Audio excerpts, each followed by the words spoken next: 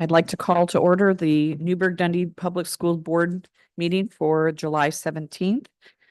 We have executive session beginning at 5 p.m. and then following our work session. And we'll start with the flag salute.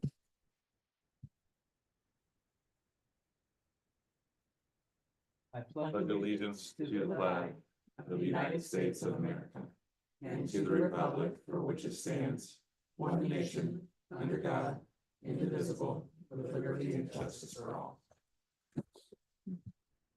I'd like to state that Director Wolfer is unable to be here this evening due to work obligations, but he will be watching the training at his earliest convenience. We're now going to, the Newburgh School Board will now meet in executive session pursuant to ORS 192-660 2D to conduct deliberations with persons designated by the governing body to carry on labor negotiations. 2E to conduct deliberations with persons designated by the governing body to negotiate real property transactions. And 2F to consider records exempt by law from public inspection. We will not be meeting under 2B or 2H. Representatives of the news media and designated staff shall be allowed to attend the executive session. Representatives of the news media are specifically directed not to report on or otherwise disclose any of the deliberations or anything said about these subjects during the executive session, except to state the general subject of the session as previously announced. No decision may be made in executive session. At the end of the executive session, we will return to open session. So we will now go into executive session.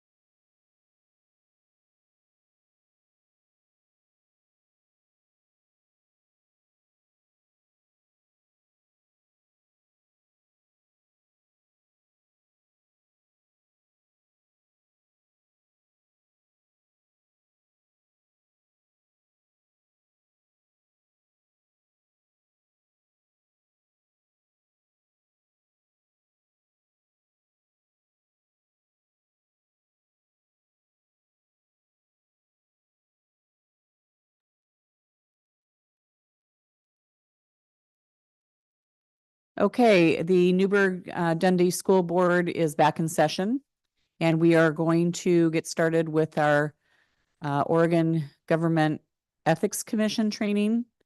And do we have any other additions and deletions? We do not, that I'm aware of. Nope, doing that. This.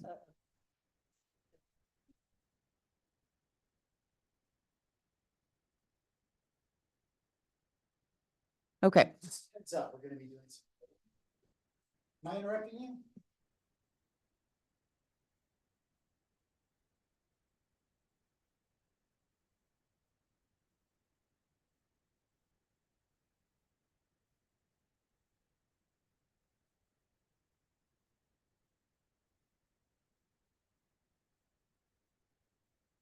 You got a mic over here. Okay. And it's really important because not only for our lovely audience, but the folks, I anticipate there will be people watching.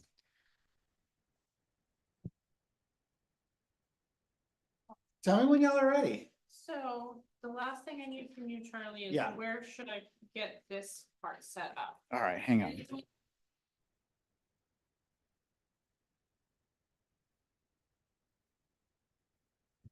Not looking at anything more than what's up there, so. Okay, so where's the best place to plug this in? Would it be in that There center? we go. Probably. There we go. Would you like us to scan that?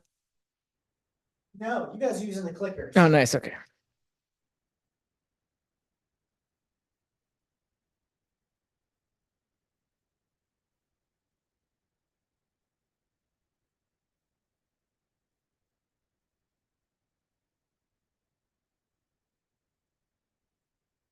All right, are we all good to go? Is this it? All right, well, And the clicker, you got it? yeah, I think so. So my name's Charlie Esparza. I'm with the Oregon Government Ethics Commission. Ruth is also a co-trainer. She's been getting all the tech stuff set up. So she's been kind of quietly sitting over there doing things. Susan is here also. She's with the Oregon Government Ethics Commission. She's our director. First, I want to say thanks for bringing us out here and having us be a part of your training. We appreciate that a whole lot. I'm on the training side with Ruth. So we like being on the front line of things. Okay, so just to give you a little bit of what's going to go down today is we're not going to get into all the specific statutes. Today's going to be a broad overview. My goal here is to make sure you get a good kind of general understanding of the statutes. Okay, so I know you're looking at this thing, seeing Scan Me. You guys have the clickers. This is going to be for you folks in here. We're going to be polling. Heads up with the polling, it's anonymous, okay? And it's okay to get stuff wrong because there's no grade, okay? My goal here, this is to help me, okay? Let's be honest. The goal here is to make sure that my training is actually working. So we're gonna hit some questions at the very beginning. Then we're gonna see them again later on in the presentation. And my goal is hopefully, if my training goes well, y'all do better on the back end. Okay, that's how that works. So without further ado, I'll go ahead and jump in. We're gonna see if this is gonna work. Right, and so if you press, let's see, so you have the clickers, and so just press, it's time to choose. Yeah, choose one A or or B two, on your one or clicker. two, which are gonna be those letter options for you. And then we're gonna see that number jump up inside the green circle. Let's see if that's gonna work. Yeah, 'cause this step is important for us to make sure that it's communicating with the. Yeah, but one circle. Do you have to turn them on? Like, is there a, Should be able to just hit the button. Let's see. See why the button, it lights up. It's a little thing. oh, It's like a stop button. oh, I got it. Mine finally started to work. Still seeing only one on the screen. Yeah, when I press it, it has a stop sign, almost like a Yeah. won't work sign. Let's see if I can get a couple more of these. Oh, yeah, mine looks like a, Can anyone in the audience confirm if we can hear everything? Yeah. Why? Smart mic. Yeah, oh, the polling is closed. Can you reopen it, Charlie? Yeah, you have to do it here. From. So hit reset. So hit that green. There you go. Gotcha. Okay. All right, so let's try this again. should be talking to you. Seems like you're gonna be more up here. There we go. Now we're seeing the numbers. Awesome. Cool, okay. Oh. Thank you for communicating. That is a very important step. I probably don't need to point it at the screen. What's I that? probably don't need to point it at the screen. Yeah, okay.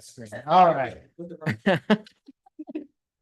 So hopefully my clicker will now talk to the laptop. There we go. All right. So you heard my kind of makeshift welcome. Here it is on the screen. Thanks for having us again.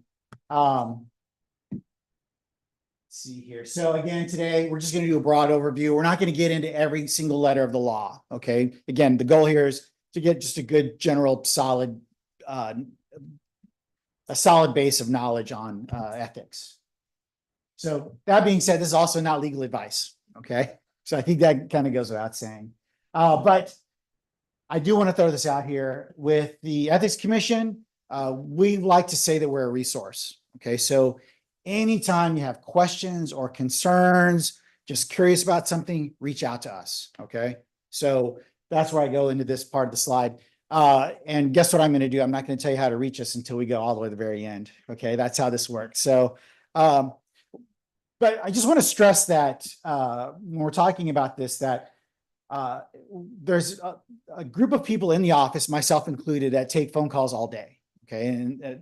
And part of what we do is making sure that folks get the help that they need when they have questions or concerns. Okay. So that's one part of what many of the parts that we do at the Ethics Commission. So we're going to test your clickers one more time. We saw the intro there. Just heads up, the faster you click, the faster we move through this. So my first question here is, chocolate ice cream is better than vanilla ice cream.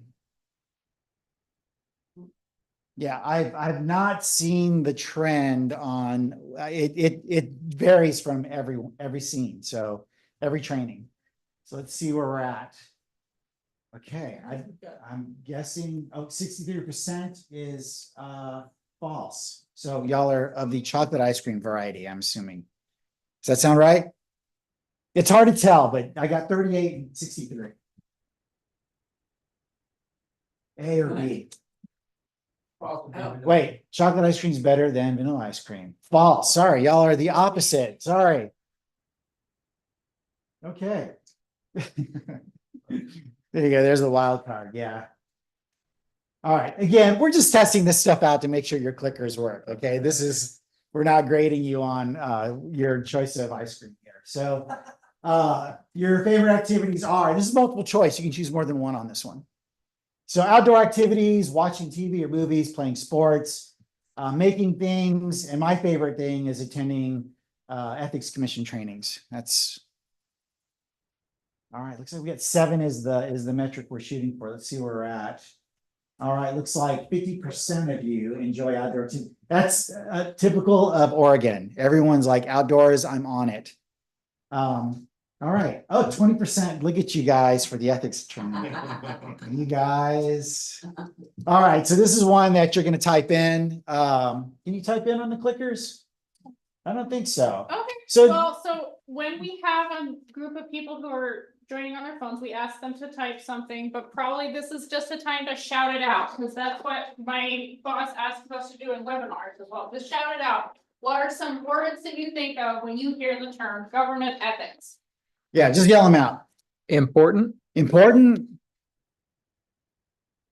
Yeah, You can't get it wrong here. I mean, unless you're really off the mark. But I mean, there's a few things: honesty, right? Integrity, Guidelines. guidelines.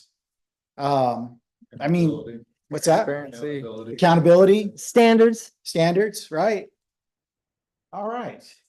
So yeah, typically we type this in, but y'all got a handle on this. So let me just throw this out to you folks. We as public officials, our role as a public official is one of public trust. Okay. Basically, that's just kind of a wordy way of saying that our role as public officials, the public is trusting us to do the right thing. Okay. And so the one way to safeguard that trust, make sure that we're doing what we're supposed to be doing, is by following the statutes that are in ORS 244. Okay. You don't have to memorize ORS 244 because I'm going to pound it into your heads by the end of the session, but that's where all our ethics stuff lies for this particular training. And it is our responsibility as individuals to make sure we follow this. Okay, so what I'm getting at is when we get into RS 244, this doesn't talk about, well, the city has to do this, or the county has to do this, or the school district has to do this. It all goes down to the individual. Okay, so the statutes are directed at the individual. So you are directly responsible for your actions. But a little bit about us, our jurisdiction is, we have three parts of ORS.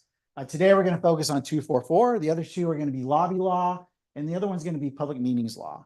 We're working on public meetings law as we speak.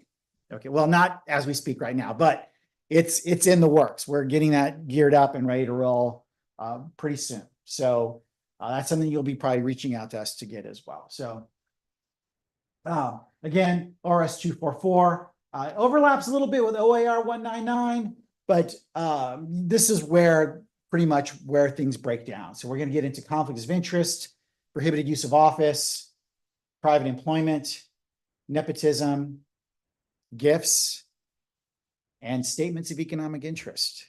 So that's what we're going to hit today. So by the time we're done, you should be able to have all this like wrapped up. All right, so what do you already know? What do you already know about ethics? Have y'all had an ethics training before? Is y'all's first time? Just kind of new? Well, I think that was incorporated in our very first training of July of 2023. We Okay, had OSBA here and Okay. sort of a confetti of, yeah, it was a lot of things to information know. in one shot. Okay. All and right, then, well, and then I think a number of us have attended OSBA trainings and okay. All right. Well, this is where my intro into the polling. Okay, so get your clickers ready because this is where I start pummeling you with lots of difficult things, some scenarios. So my first one is the school district contracts with a consulting firm. Your spouse was recently hired by this firm, but does not work on school district related projects. Would you have a conflict of interest if a contracting matter involving the firm came before you to vote on? Okay, so hang tight. Here's my answers. All right, so do you have a conflict of interest? No, because your spouse is only recently hired. B, no, there is no conflict of interest because your spouse is not working under the city's contract. C, yes, but only potential conflict of interest. Or D, yes, because this is a business with which a relative is associated.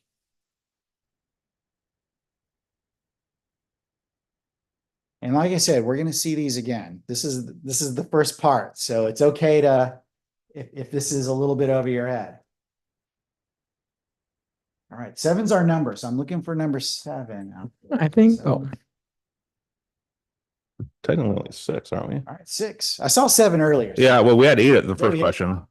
We have Oh, audience members, I think, playing. all right. No. They're like, no. somebody at no. home, thanks for playing.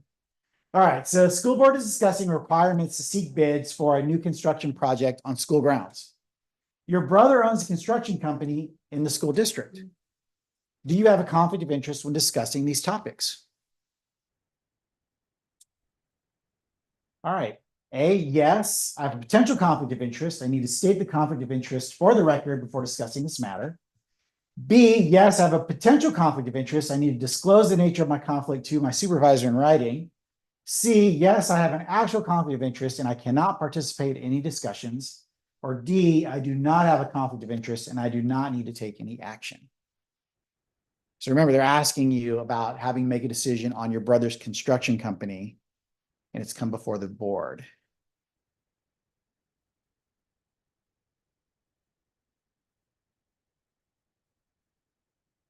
This is that moment where I wish I had like, was it Jeopardy that has the music?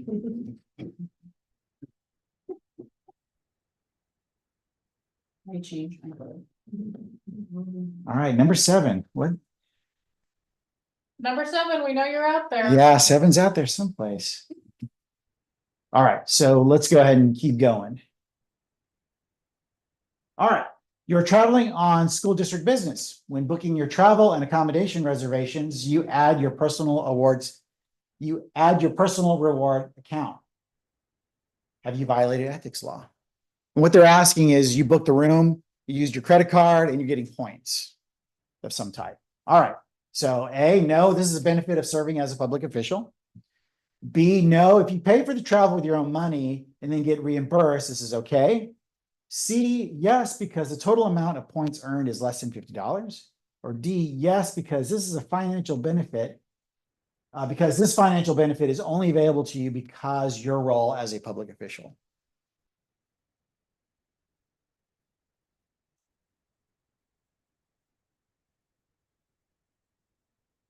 I heard that. All right, now we're waiting on 6. All right. All right, you are planning a family reunion and you're looking for a space large enough to accommodate the festivities. You're having trouble finding an event space that is within your budget. You ask the superintendent if you can get a discount on event space at the high school.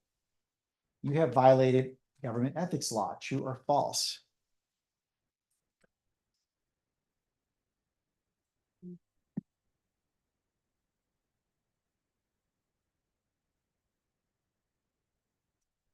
Seven came through. All right. 7, who are you? All right. In addition to your position at the school board, you also own your own business. Can you promote your business by handing out business cards at the next school board meeting? Let's see. So no, because this meeting is on school board time. B, yes, even though this is part of your official duties with the school board, this is a benefit of serving as a public official. Or C, sure, as long as you are not the only school board member handing out business cards, this is just fine. Oh, 7, man, you guys nailed it on that one. That was lightning round. All right, we got a few more of these. So last year you approved a school district contract. The vendor now has a job opening that would be perfect for you. You have a great rapport with the company. You get to work under the same contract you worked on. You apply and are offered the job. You can accept the job offer, true or false?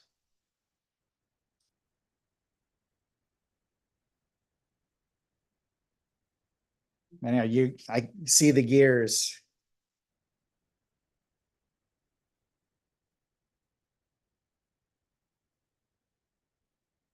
Oh, man. All right. All right. You have received an invitation to represent the school district at a major sporting event, including your ticket to the big game. The sports team is directly inviting several public officials to the ceremony. What should you do? Call the Ethics Commission for guidance as soon as you can. Refuse the invitation as the ticket is worth more than $50. Or C, accept the invitation under gift exception E, attendance at receptions, meals, and meetings. That's an easy one. This is such a softball. I know what I would do. That's why I'm like.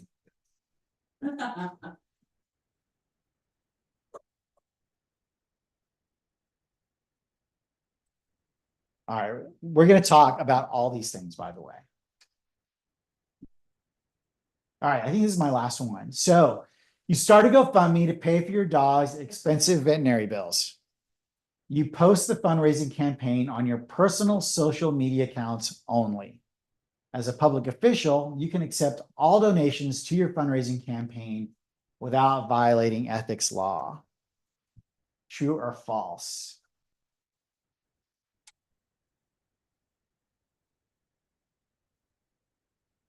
And just to give you a little bit of an insider tip, all these questions come from examples that we've had in the past. So, all right. You made it through the first part, okay, out of many parts. Okay, so let's get into definitions. So when we get into this, let me just throw this out here. Doing the definitions, we're going to see these come up time and time again throughout the presentation. So we do this first to get this kind of formal speak out of the way. So the first thing is a public official. So a public official is anyone who serves the state, the county, the city, or any other special district, whether you're paid or unpaid. Okay. So as long as you serve that entity, you are a public official. Okay. So you probably heard me say unpaid. There's a lot of folks that are public officials that are in unpaid capacities. The first one that comes to mind every time I say that is volunteer firefighters. You on the surface, you may think, well, they're volunteers, but they're still public officials because they serve, they may serve the city, the county, or a fire district. Okay, so they are still falling under the public official definition. So that being said, you folks here, guess what? You see the big U, right? You're public officials. I am too. So we're all in the club together. So the statutes that we're going to be going over apply to us, okay, as public officials. All right. Next one's going to be relatives. So heads up, we all know who our relatives are in the real world, right? That's pretty easy, but the statutes break it down a little bit more specific, okay? So when we talk about relatives in the statutes, it talks about your spouse, it talks about your children, your stepchildren, it talks about your daughter-in-laws, your son-in-laws, your parents, your step-parents, your siblings, your step-siblings, and your spouse's family, okay? So those are your relatives. Who's missing from this list? Cousins, you got it? Parents or grandparents. Grandparents, yeah, right? Who else? Where do your cousins come from? Aunts and uncles. Okay, so just kind of keep that in mind as we roll through some of the scenarios. When we talk about relatives, we're talking about these folks here, but I want to add 3 more to this, okay? So a relative is also anyone that you have a financial support obligation to, okay? It's also anyone that's receiving benefits from your employment as a public official. So maybe someone's on your health care, okay? And it's also family member or relative is also someone that you may be receiving benefits from their employment, okay? So maybe you're on someone else's healthcare plan, okay? So that's the additional 3. So everybody with me so far? Awesome, okay. Household member. This is pretty simple. Household member is anyone who lives in your home, okay? So this could be your cousin, could be your grandparents, it could be a roommate, it could be your best friend, it could be an exchange student, a significant other. It's anyone who lives in your home is a household member. All right, a business. So we all know what a business is, but we have to define it, okay, per the statutes. So business in its simplest definition is any legal entity operated for economic gain, okay?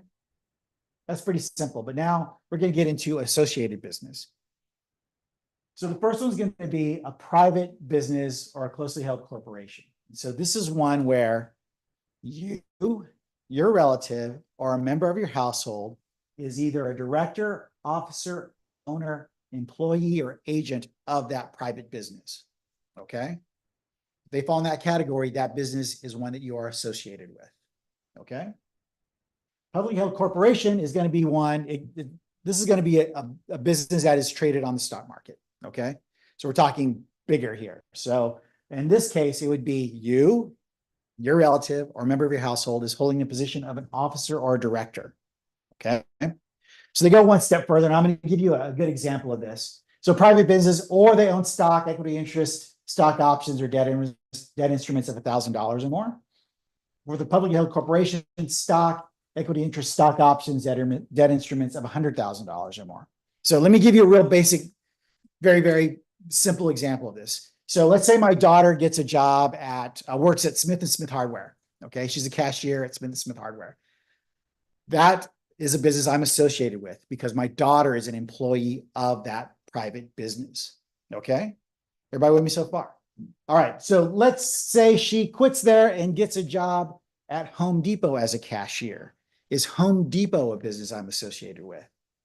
No. She would have to hold the position of an officer or director. Okay. But let's change it up. Okay. So she's been going to school while working at the hardware store, walks out with a massive degree, gets hired as a director of Home Depot. Her resume looks pretty good all those years at Smith & Smith. And yeah, so then at that point, Home Depot would be a business I'm associated with. Okay. So again, we're going to see this pop up. We're going to take it one step further because you guys are school board members. So this is something that if you have a business of your own, this is something that you would have to list on your statement of economic interest. Okay. So we will see that later on in the presentation what a statement of economic interest is. Okay. I know that's a daunting thing for school board members, but it's not. Okay, so what is not a business? Okay, so this is pretty simple. The public body's not a business. So the Oregon Government Ethics Commission, not a business. Okay. The city of Newburgh, not a business. Okay. Newburgh School District, not a business. Okay. Also, a nonprofit 501c, when you, your relative, or a member of your household is in an unpaid capacity. Okay. So what does that look like? Let's just say, for example, I'm a member of the YMCA. I pay my dues every year and I'm a member. I go work out at the gym. That is not a business I'm associated with. Okay. Because I'm just a member. Okay. Decisions I make aren't going to affect YMCA at all. I'm just a member. If I work there in the summers as a lifeguard and I'm getting a paycheck for that, guess what? Now it's a business because I'm getting a paycheck from them. Okay. Another way to look at it is if I'm a board member of a nonprofit like the YMCA, I'm also in an unpaid capacity, then again, it's not a business. Okay. So just remember, when it comes to nonprofit, the moment you start collecting a paycheck from that nonprofit, it becomes a business again. Okay. Everybody with me so far? Awesome. All right. So true or false? Get your clickers out. Your cousin is included in the law's definition of a relative. Do they show the answers on this one? This is a definition question. Let's so see. We're We're gonna see what happens. not gonna show the breakdown. I Okay. don't think. Okay. All right. You're right. It's gonna show me what it is. There it is. False. Good job. Looks like y'all nailed that one. There you go. Look how good I'm doing. All right. Public school teachers are public officials. What do you think? True or false?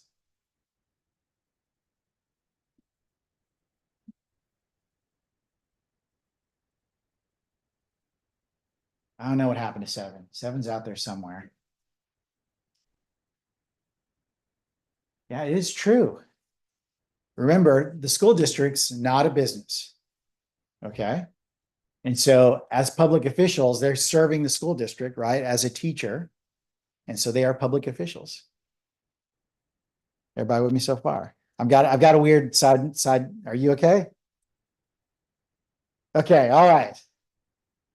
It's okay to get these wrong, by the way. We're learning. That's the point of this. All right, cool. All right. The nonprofit 501c you volunteer at is a business with which you are associated with. True or false?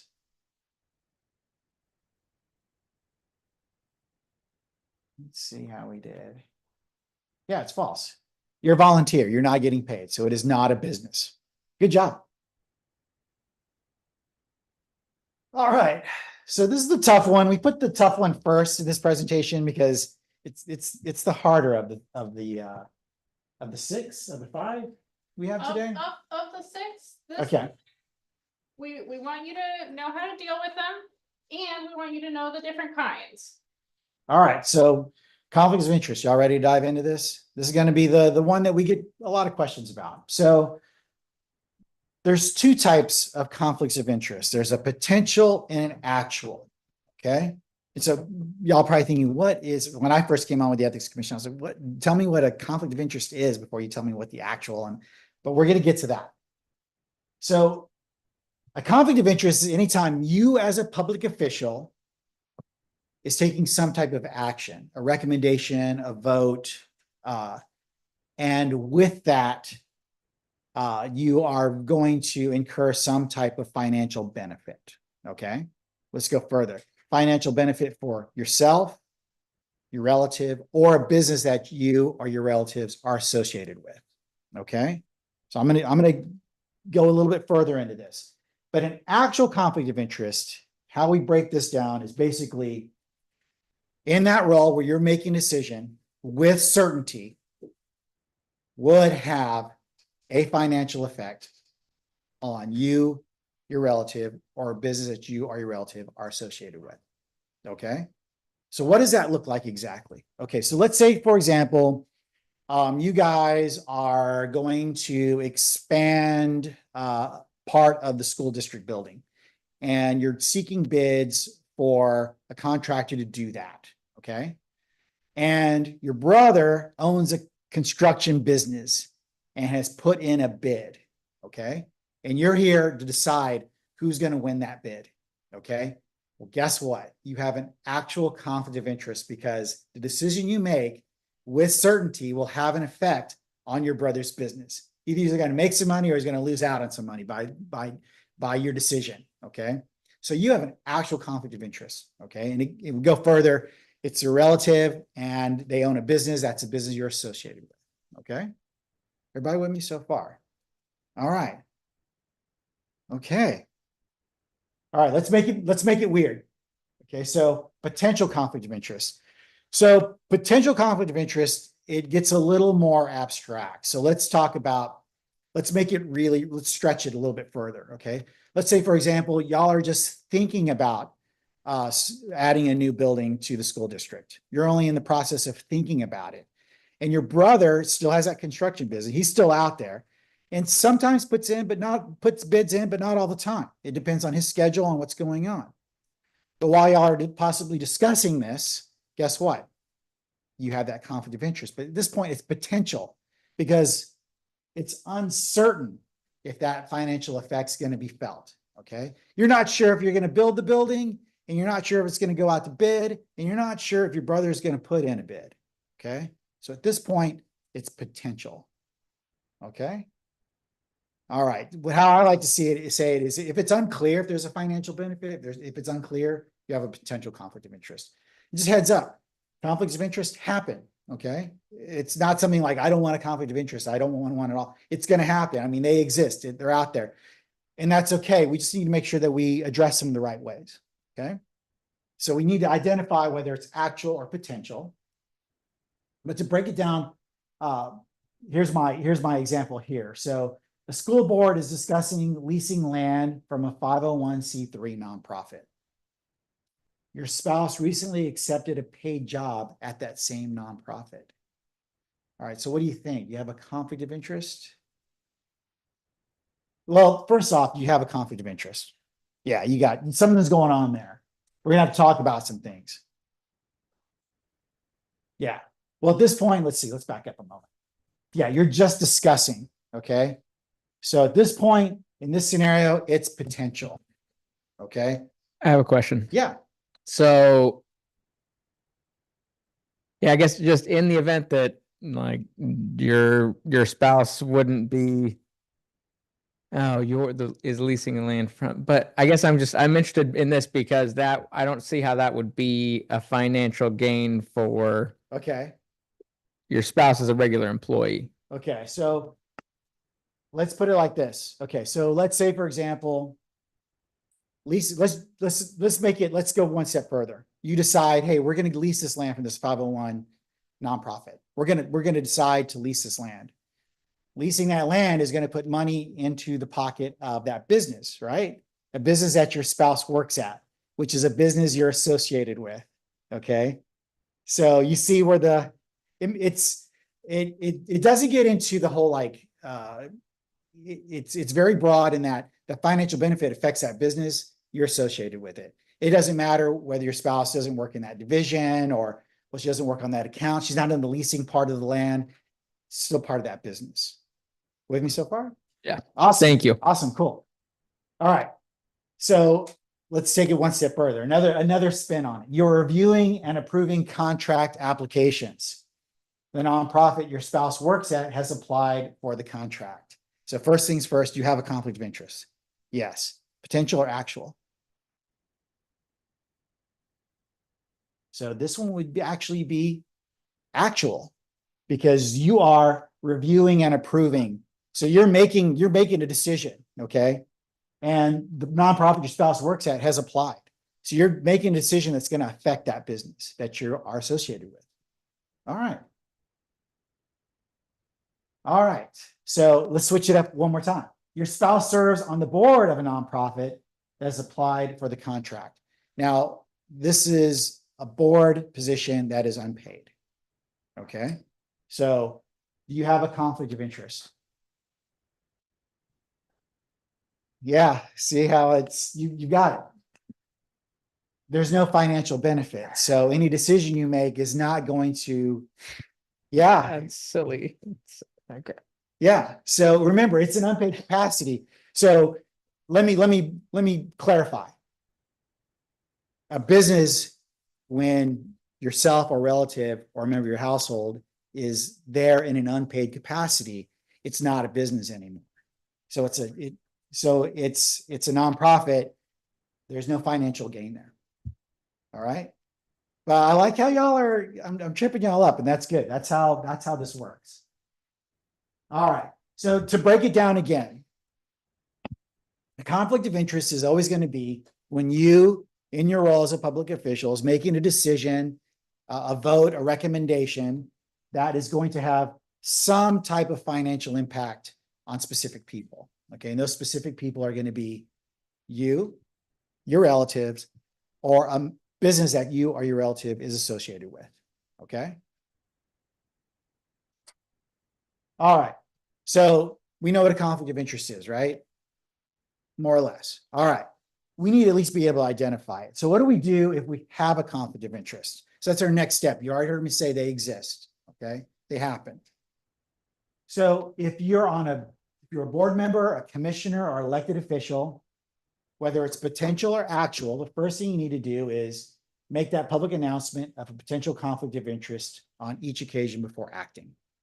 Okay, that's simple. If we're just discussing building another building at the school district, and we know that our brother has that construction company that may or may not put in a bid, if it goes that far, we already know that, hey, we have a conflict of interest. I have a potential conflict. My brother owns a construction business. He's done work with the school district before. Okay, so we're there.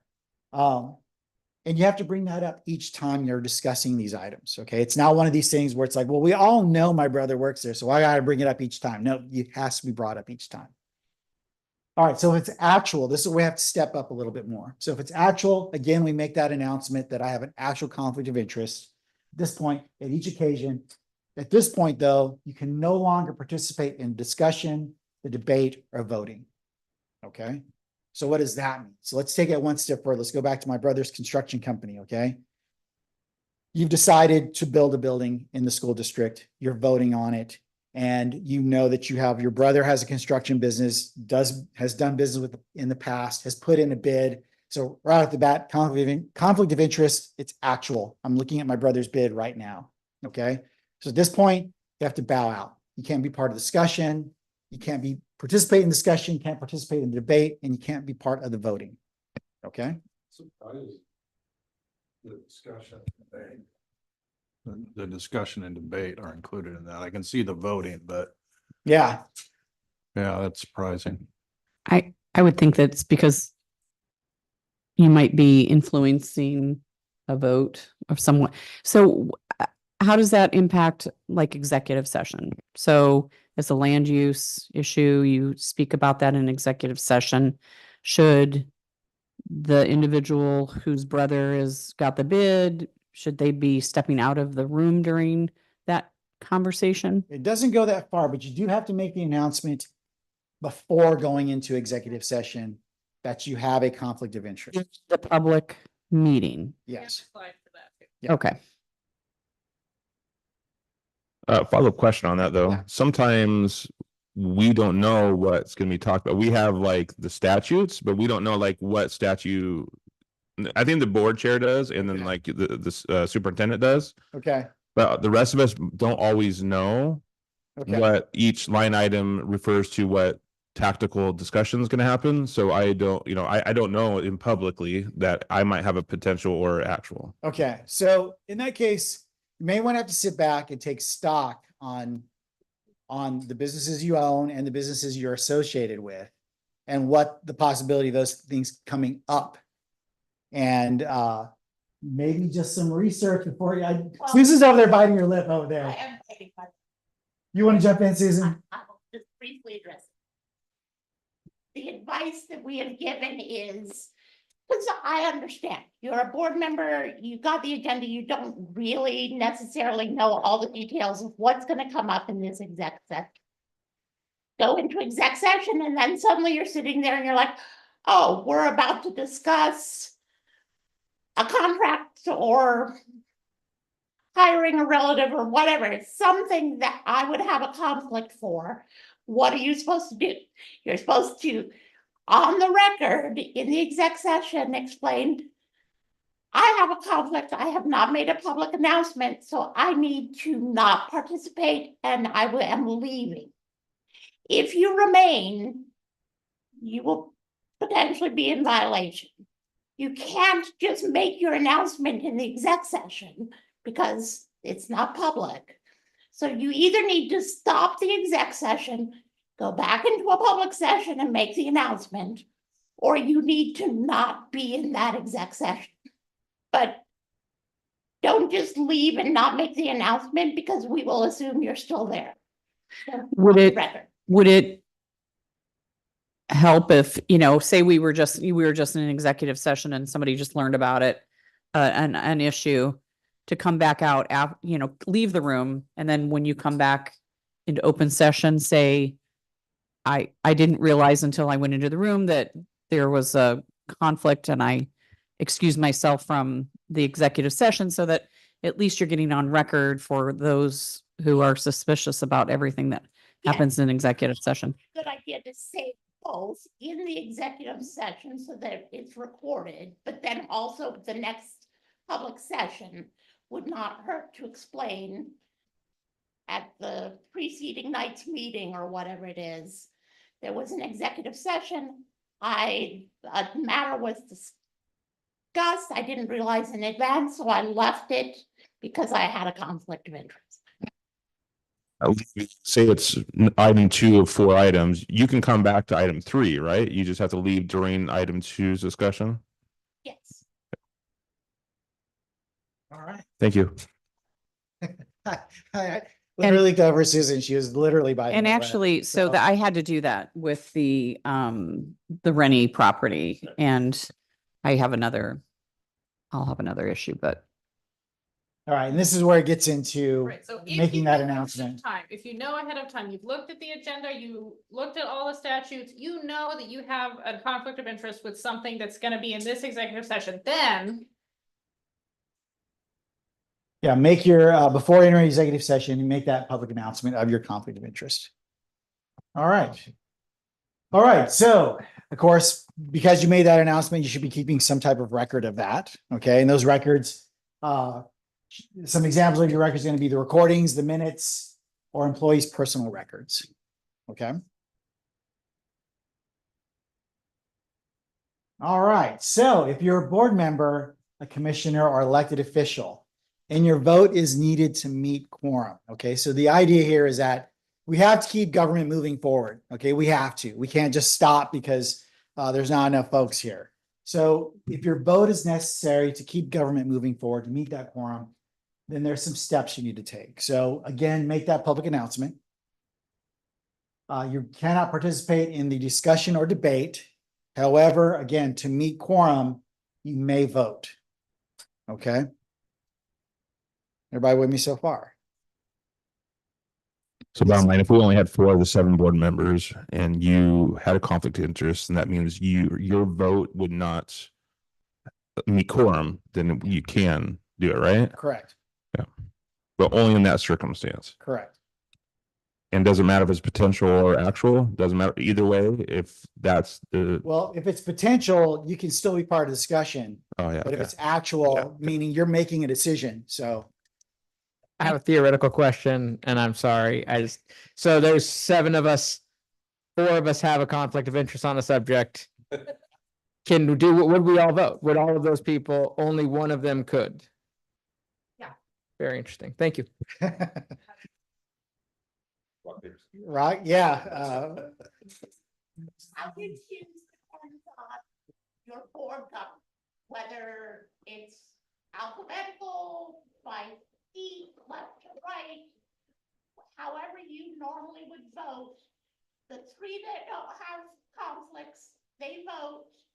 And then whoever is next on the list is the one that gets the vote. Something to add to Yeah, the list for we the don't- policy committee. we don't vote that way. We just all sort of fling our Okay. hands up in the air and Do we ever do a roll call vote? no. Like not in a public, like a public hearing like we did, like we had that budget public hearing. Those ones No. you don't do a roll call vote. No, although we can, you're saying Aubrey Nichols, Yeah. yes.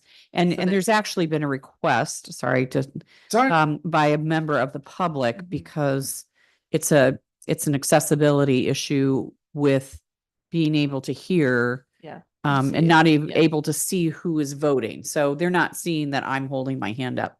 So that is a discussion that we're gonna Yeah. enter into, is doing roll call voting. So there are some exceptions to conflicts of interest. And they're pretty simple.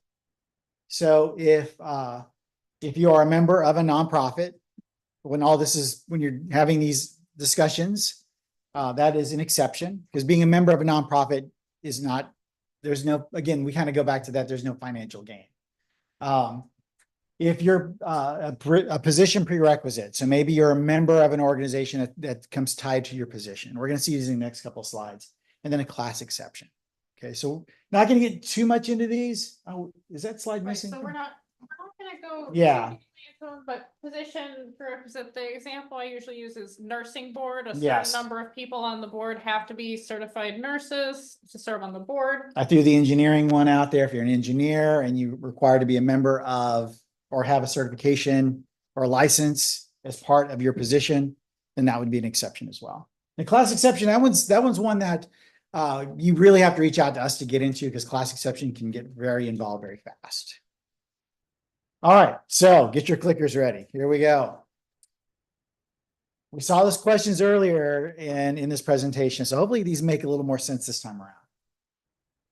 All right, so the school contracts with a consulting firm. Your spouse was recently hired by this firm, but does not work on school district related projects. Would you have a conflict of interest if a contracting matter involving the firm came before you to vote on? All right, so I got some answers for you. All right, no, because your spouse is only recently hired. B, no, there is no conflict of interest because your spouse is not working under the city's contract. C, yes, but only a potential conflict of interest. Or D, yes, it's an actual conflict of interest because this is a business with which a relative is associated. And this time we'll get to see the answers, or the answer. Oh man, y'all nailed it. Wow. Okay, cool. See what last one, let's see what our variance is. Where's lucky number 7? 7 is like in and out. I don't know where 7 is, but at this point, I'm fine with 7 being out of it. All right, so I'm kind of happy right now because I feel like my training's working. So the school board is discussing requirements to seek bids. Hang on, let me say this again. The school board is discussing requirements to seek bids for a new construction project on school grounds. Your brother owns a construction company in the school district. Does it sound familiar? Do you have a conflict of interest when discussing these topics? All right, so A, yes, I have a potential conflict of interest. I need to state the conflict of interest for the record before discussing this matter at every meeting. B, yes, I have a potential conflict of interest. I need to disclose the nature of my conflict to my supervisor in writing. C, yes, I have an actual conflict of interest and I cannot participate in the discussions or any discussions. Or D, no, I do not have a conflict of interest and I do not need to take any action. What do y'all think? We shall see. Oh man, you guys, yeah. Y'all saw the cues, right? Discussing potential bids. Yeah. If it's unclear, it's potential. If it's a possibility. All right. All right, Ruth. Whew. It's a tough crowd. Thank you so much, Charlie. All right, so I want to make sure that I'm speaking into the microphone the right way. So about from here should be. It's hard to Okay. say from our position. Right, yeah, okay, right. So, but I'm not blocking the screen around here from right here. Wonderful. Okay, so as we get started talking about prohibited use of office, I have a little heads up for you. When Charlie talked to you about conflicts of interest Conflicts of interest apply to us as public officials, to our relatives, and to any businesses that we, as the public official or our relatives, are associated with. Prohibited use of office is going to apply to us as public officials, our relatives, and members of our household, and any businesses that we or our relatives or members of our household are associated with. So household members come into prohibited use of office, and to gifts, as we'll discuss later as well. So prohibited use of office, as we get started talking about this statute, you may be thinking that this is the law of no, and that's often how we're going to talk about it. But hopefully after we're done talking through it, you will feel better that it is also the law of no, as in KNOW. So you'll know what to do.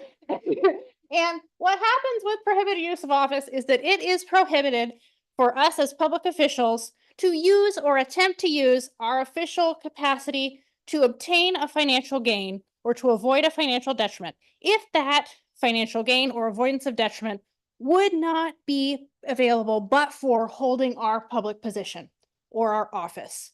And we're going to use those terms position and office interchangeably. People can be elected to an office, they can hold a public position.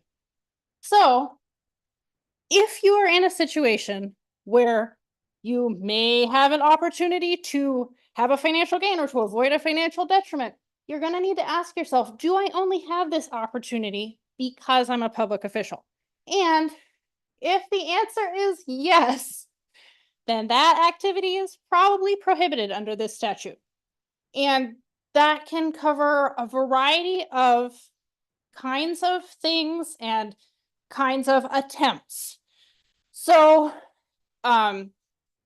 if you are a public official who has purchasing power and you're buying laptops for the whole school district and you get a bulk discount on buying laptops for the whole school district, and you need a new personal laptop and there is a discount on this order because it's 25 laptops, the person who would add their personal laptop to that order and then reimburse the district for the discounted price, they would only have the opportunity to do something like that because of holding their authority in their public position. And so because that would not be available but for their public position, that is a prohibited use. Or a public school teacher who has a tutoring business and she's asking the parents of her students if they would like to sign up for tutoring. She'd only have access to those parents because of the public position that she holds. And so, but for, she wouldn't have that. So that's a prohibited use of her office.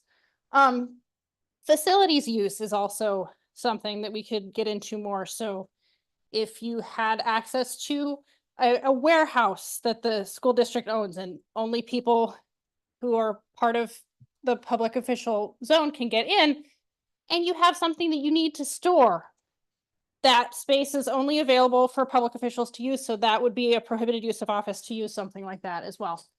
But there are significant exceptions that we're going to talk about today. And for members of boards, there are some things to watch out for, with the exception having to do with compensation packages. So as public officials, we may accept anything that is in the written policy of the public body for our compensation as a public official. So I am a state employee, Charlie is a state employee, so that means our official compensation comes through our job contract, and that would include our health care and what our salary is. But for people who serve on boards and commissions, that can look like a lot of different things, and it would be delineated by the written policy of the public body.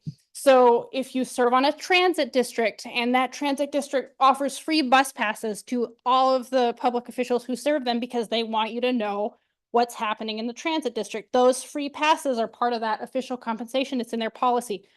But if you're on a board, watch out that you cannot vote to change the official compensation package for the board in a way that would directly enrich the board members. That's a violation of ethics law. And so there's a way to address voting on changing compensation for board members that is complicated enough that I recommend getting in touch with us if a board is in a position to be voting on that.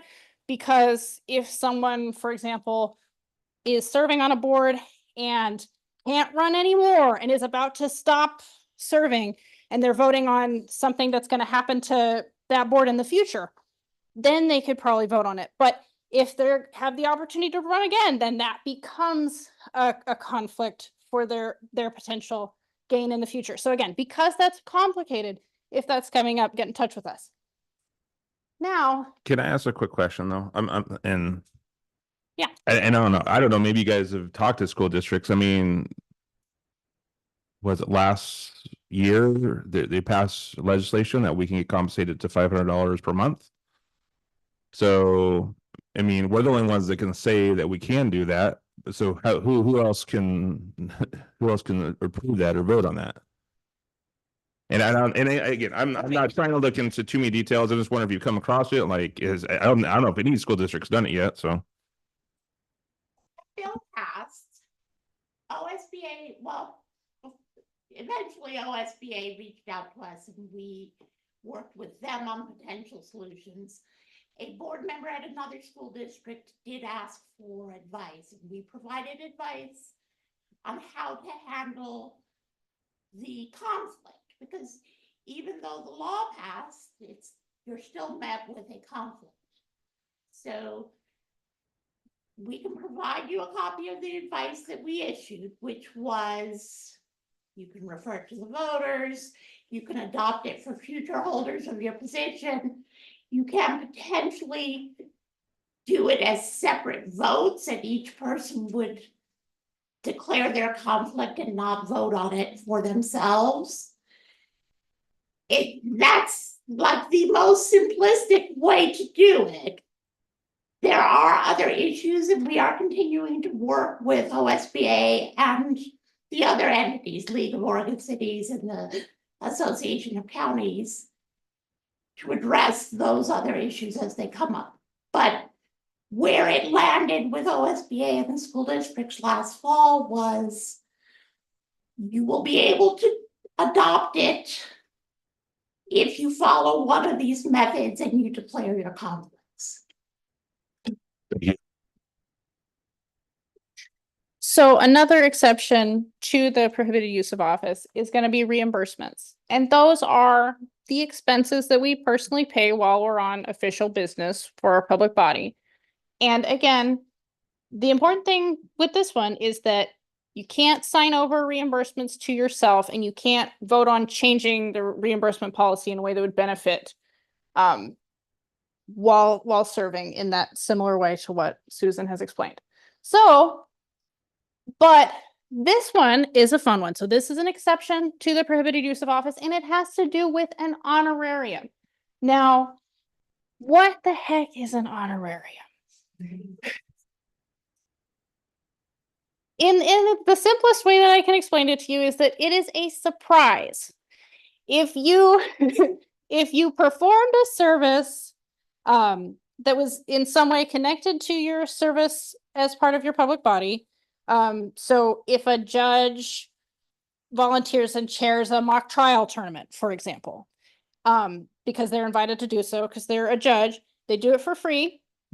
And at the end, someone comes up to them with a card and a bunch of flowers, and there's a $25 gift card in there. And it was a surprise. There was no set fee for this speaking engagement or for this service that was provided. And so that means, because it was under the $50 limit, this surprise thing of value that the judge received, they could accept as an honorarium. And that's a fun one. And similarly, we have awards that we can accept. So we can accept awards for our professional achievement that recognize our achievement in service as public officials. And that can be directly an award recognizing achievement at the point of retirement. It can be an award recognizing achievement during service.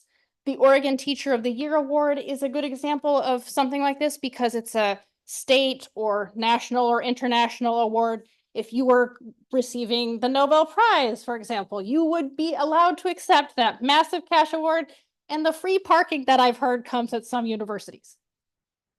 Now, if you are in a position where you are a public official and you have a legal expense trust fund that is set up through the Oregon Government Ethics Commission, to deal with the legal costs incurred while doing your duties as a public official. Again, this is a complicated process, but we have an exception for that for legal expense trust fund contributions. Needs to be set up with the Oregon Government Ethics Commission beforehand. And we don't have lots of these. So if you are in the situation and need to use something like this, get in touch with us as soon as possible. But now we've talked about the law of no for a while, and we've got some possible ethics law violations for you. So I'm gonna read all of them out loud, but they're number 1, number 2, number 3, and number 4. Let's see. So you're on the clickers, so that means either way we'll talk about it, but I'm thinking for true is gonna be A and false is gonna be It's B. multiple choice, so they can just choose the number. I believe. Okay, so put the number of the ones that you think are ethics law violations. So number 1, is this an ethics law violation? Using the school's open Wi-Fi network on a personal device during breaks. Number 2, picking up your spouse from the airport in a school district vehicle. Number 3, taking home old or surplus computer monitor that was going to be thrown away. Or number 4, accepting a $25 gift card for being a speaker at an event. So put in the numbers for the ones that we think are ethics law violations. What was the first one again? So the first one is using the school's open Wi-Fi network on a personal device during breaks.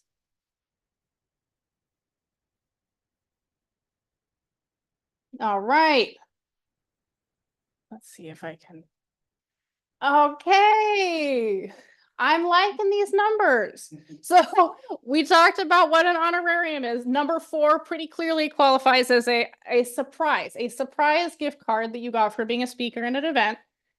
And we are pretty much at consensus here that if you pick up your spouse from the airport in a school district vehicle, or if you take home old computer equipment that was going to be thrown away and you only have access to it because you're a public official, those are ethics law violations. Now, number 1, using the school's open Wi-Fi network on a personal device during breaks. So the key here is that the Wi-Fi network is open and that it's the personal device during breaks, so it's not on school time. So that means that 1 and 4 are not violations, but 2 and 3 are. Yeah. If the surplus computer monitor, if the district had marketed that as available to the public, that all of this surplus was going to be thrown away, it was widely available, widely known, and then you took it home, would that be all right? So it had already been communicated Yeah. to the public that you could. So if it was already available to the public and anyone could come and look and pick through and take home, then it's open to the public. It's open to other people who aren't public officials. So yeah, thank you. That's a helpful clarification. So we really want people to remember that state and district vehicle thing. So prohibited gains would include obtaining a financial gain or a monetary benefit or avoiding an expense. And with prohibited use of office, this includes the attempt to obtain a financial gain or the attempt to avoid an expense. And that is even if it doesn't cost the public body money, it can still be a violation. It can still be a prohibited use. So now we're going to review some of the questions that you looked at earlier. And the first one that we're going to talk about is about those reimbursements. So you are traveling on school district business, and when you book your travel and accommodation reservations, you add your personal reward accounts. Have you violated ethics law? And our options are, I apologize that the font is wrong on this slide. I tried to get the sizes better. I know that the fonts don't match. I'm going to do better in the future. So Our options are A, no, this is a benefit of serving as a public official. B, no, if you pay for the travel with your own money and then get reimbursed, this is okay. C, yes, because the total amount of the points earned is less than $50, the gift limit. Or D, yes, because this financial benefit is only available to you because of your role as a public official.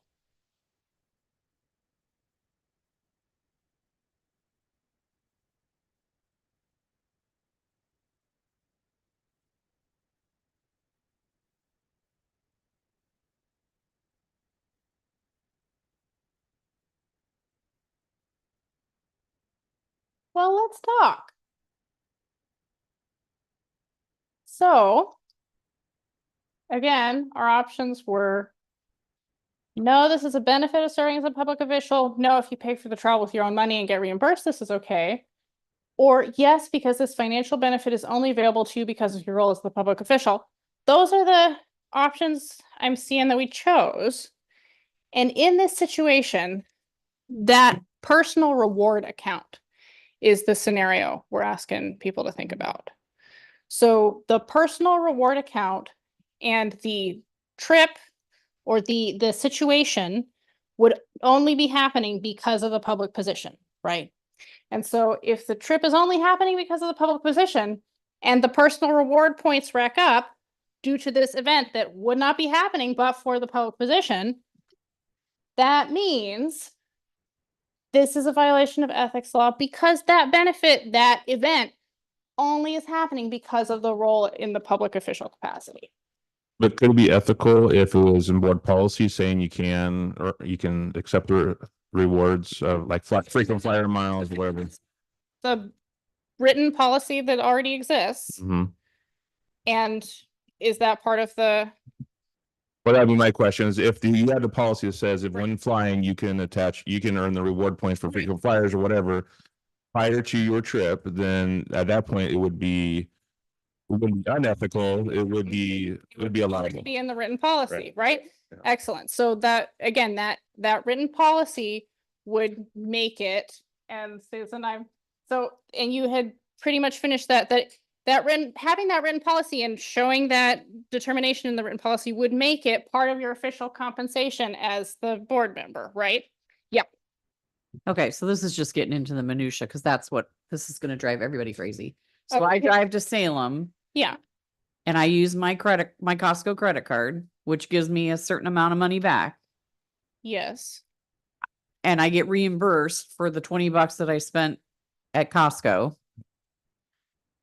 But I've already earned some cash back on the $20. That's a violation. I'd have to be paying cash for everything.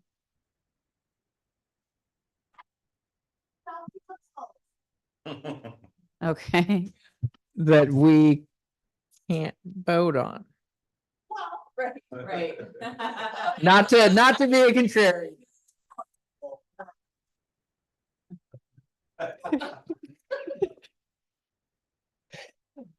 So since that complexity exists, it's important to know about it because it's part of our individual responsibility, but exactly, yes.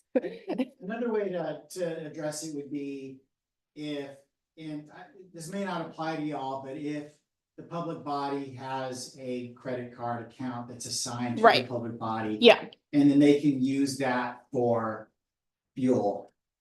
Again, this all has to be written in policy. Did we already have a policy about it? Like, I think we already have a policy about reimbursements, but it's not, I don't think it's down to the detail of, oh, I can't use a card that gets points or money back. okay, So- but there is a written policy for I reimbursement. believe there is. Okay, I mean, a good example would be for us in our agency is that we travel and we stay overnight. And we don't, when we book our hotels, we don't use our credit card because you can't book a hotel anywhere without getting points. That's just how it works. That's part of becoming a member of any hotel reservation service. So what we do is that's done internally in the Ethics Commission. We do that internally. So any points rewarded would go to the Ethics Commission, not to us individually. So that's Right, so it rolls over on the one account Yes. when they do it, yeah. I know, you got into the fine minutia. So this one, your family reunion. Congratulations on your family reunion. You are looking for a space that is large enough to accommodate your festivities, and you are having trouble finding an event space that is in the budget.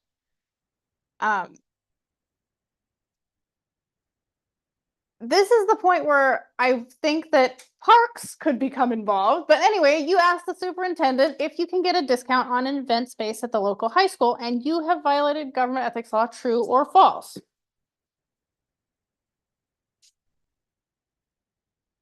I am thinking we might have a follow-up question here. Okay. So yes, you have violated government ethics law. Sometimes people ask me about policies for this thing as well. I have a question. on Yeah.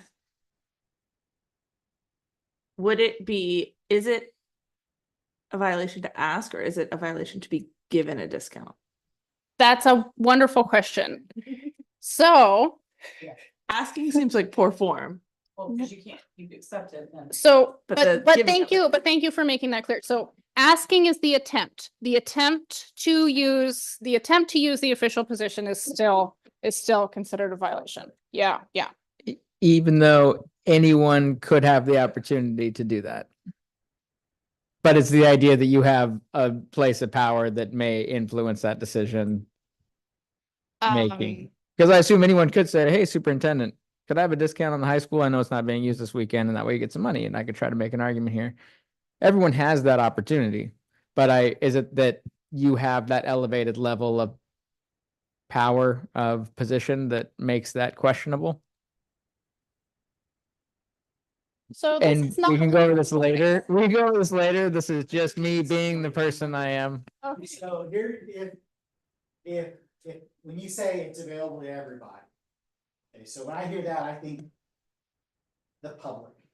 Okay, so the public has an opportunity to rent this facility for however much it is, and you're renting it for the same amount, and anyone else has it, it's not a prohibited use of office because it's available to the public. Okay? But if it's not, and you're just saying, hey, can we use the facility? No one else can use it. I'm only asking you because I work here, I'm a public official, I've got this opportunity that's only available to me, then yeah, that would be the violation. So How's that? just to make sure that It answers the question. It makes me think that I should have chose false on this question, but that is neither here nor there. I think the point is very clear, and thank you for humoring me. okay. So as we've talked through a fair amount of complexity with prohibited use of office, part of prohibited use of office concerns the limitations on private employment and contracts for people who are serving as public officials. And when it comes to private employment, that means that we as public officials are going to need to ask ourselves some questions about those opportunities that we may be offered. So the ethics law does not prohibit us as public officials from engaging in private income producing activities like owning a business or working with a private employer. And we recognize that so many people who serve the state of Oregon are serving in a volunteer role. And these are the income producing activities that people undertake. But there is a framework of questions for us to ask ourselves when opportunities for employment come up, because those opportunities might be related to our public position. So that means that in these guidelines, when it comes to future employment, we may not trade an official action for the promise of future employment. And that is accepting the possibility of a position because the person who's offering it thinks you're going to vote a certain way or you're going to take a certain action. That's a long-term bribe. That is prohibited. And when we are privately employed, we must not use our public position to create an opportunity for personal income. And those employment opportunities cannot be available because we are public officials. And in our private income producing activities, whether that's our business or our work with a private employer, there has to be a clear distinction of the time and the resources between the private income producing activity and the time and the resources for the public body. And this rule about confidential information, it's going to apply to public officials and former public officials. We may not use confidential information that we obtained in the course of our public position to obtain that personal income.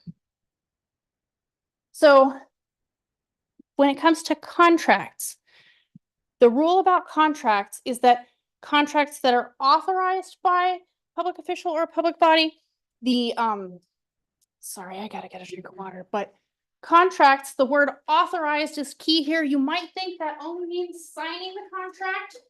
Turns out authorized means a few different things under the law.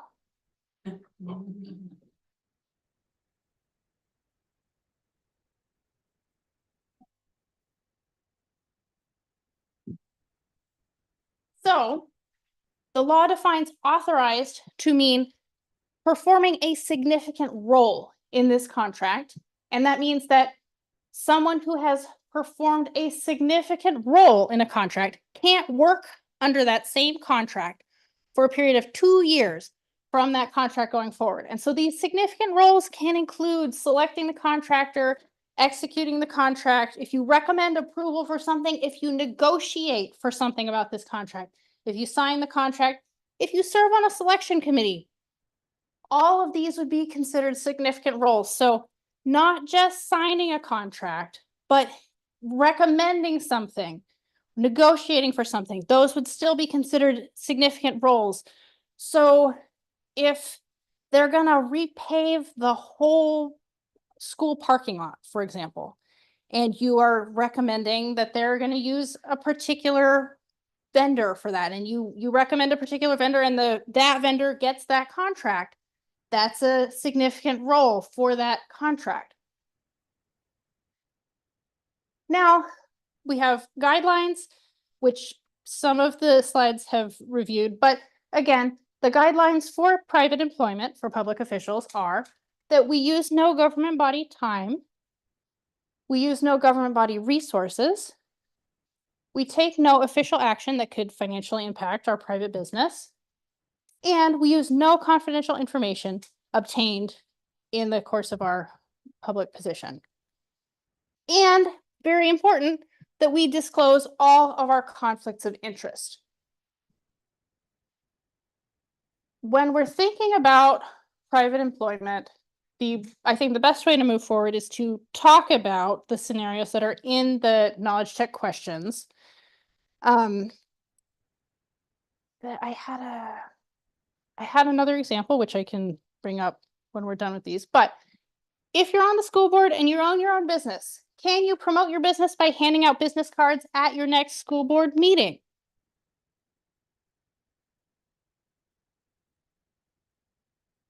Can you hand out business cards at the next school board meeting? And our options are A, no, because this meeting is on school board time. B, yes, even though this is part of your official duties on school board, this is a benefit of being a public official. Or C, yes, as long as you are not the only school board member handing out business cards. This is just fine.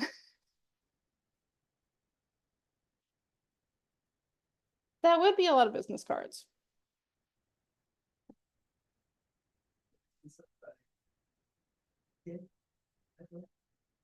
Okay. Someone must be out of batteries. Okay. Well. Whoops. Okay. Wonderful. This is school board time. Got to keep those times separate. So what if last year you approved a school district contract and the vendor now has a job opening that would be perfect for you, and you have a great rapport with this company and you get to work under the same contract you worked on? You apply, you're offered the job, you can accept this job offer. A for true, B for false.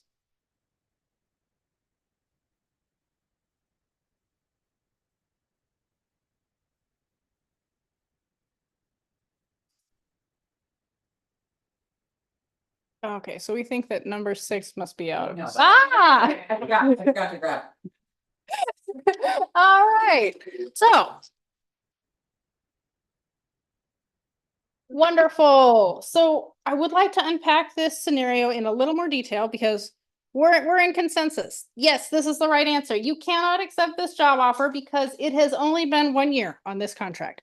But there are some significant details here that are worth thinking about when job opportunities come up, because the 2 questions that we need to ask ourselves as public officials when job opportunities come up for us are, did I do something in my official position to create this opportunity?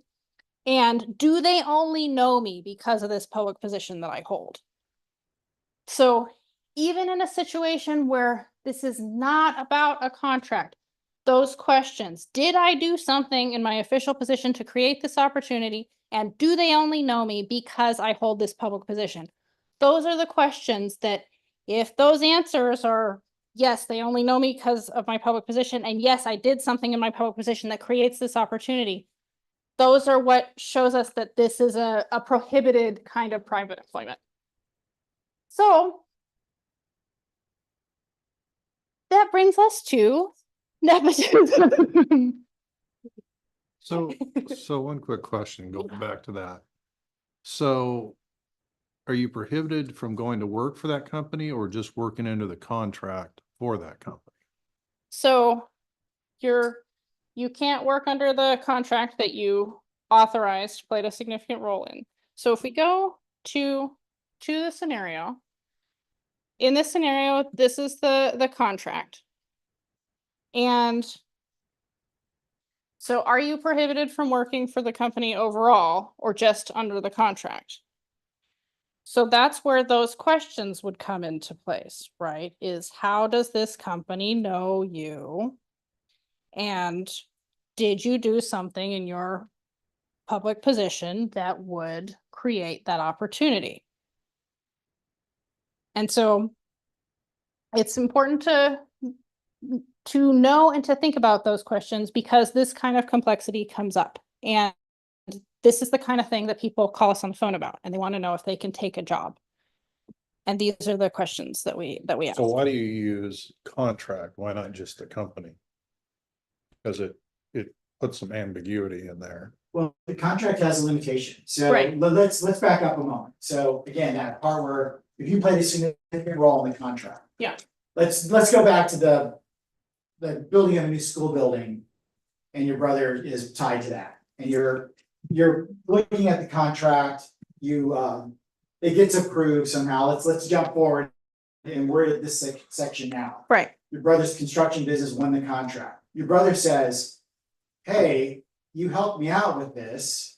I really need a project manager. You know what the school district's looking for. How about we hire you?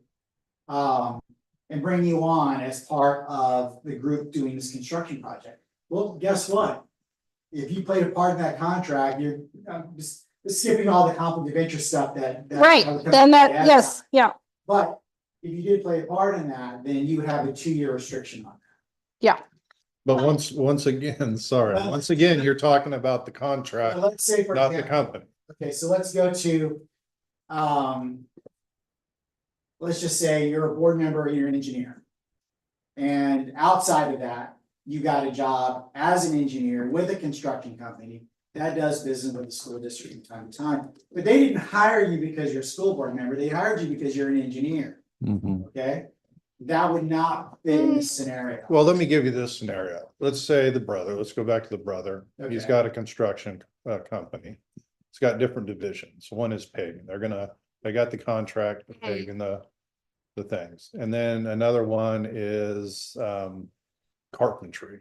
Right. And he wants to hire you in the carpentry division as a project manager. You're Right, not working on the contract, right? That was a one and that you're a part of awarding. So is that a conflict of interest?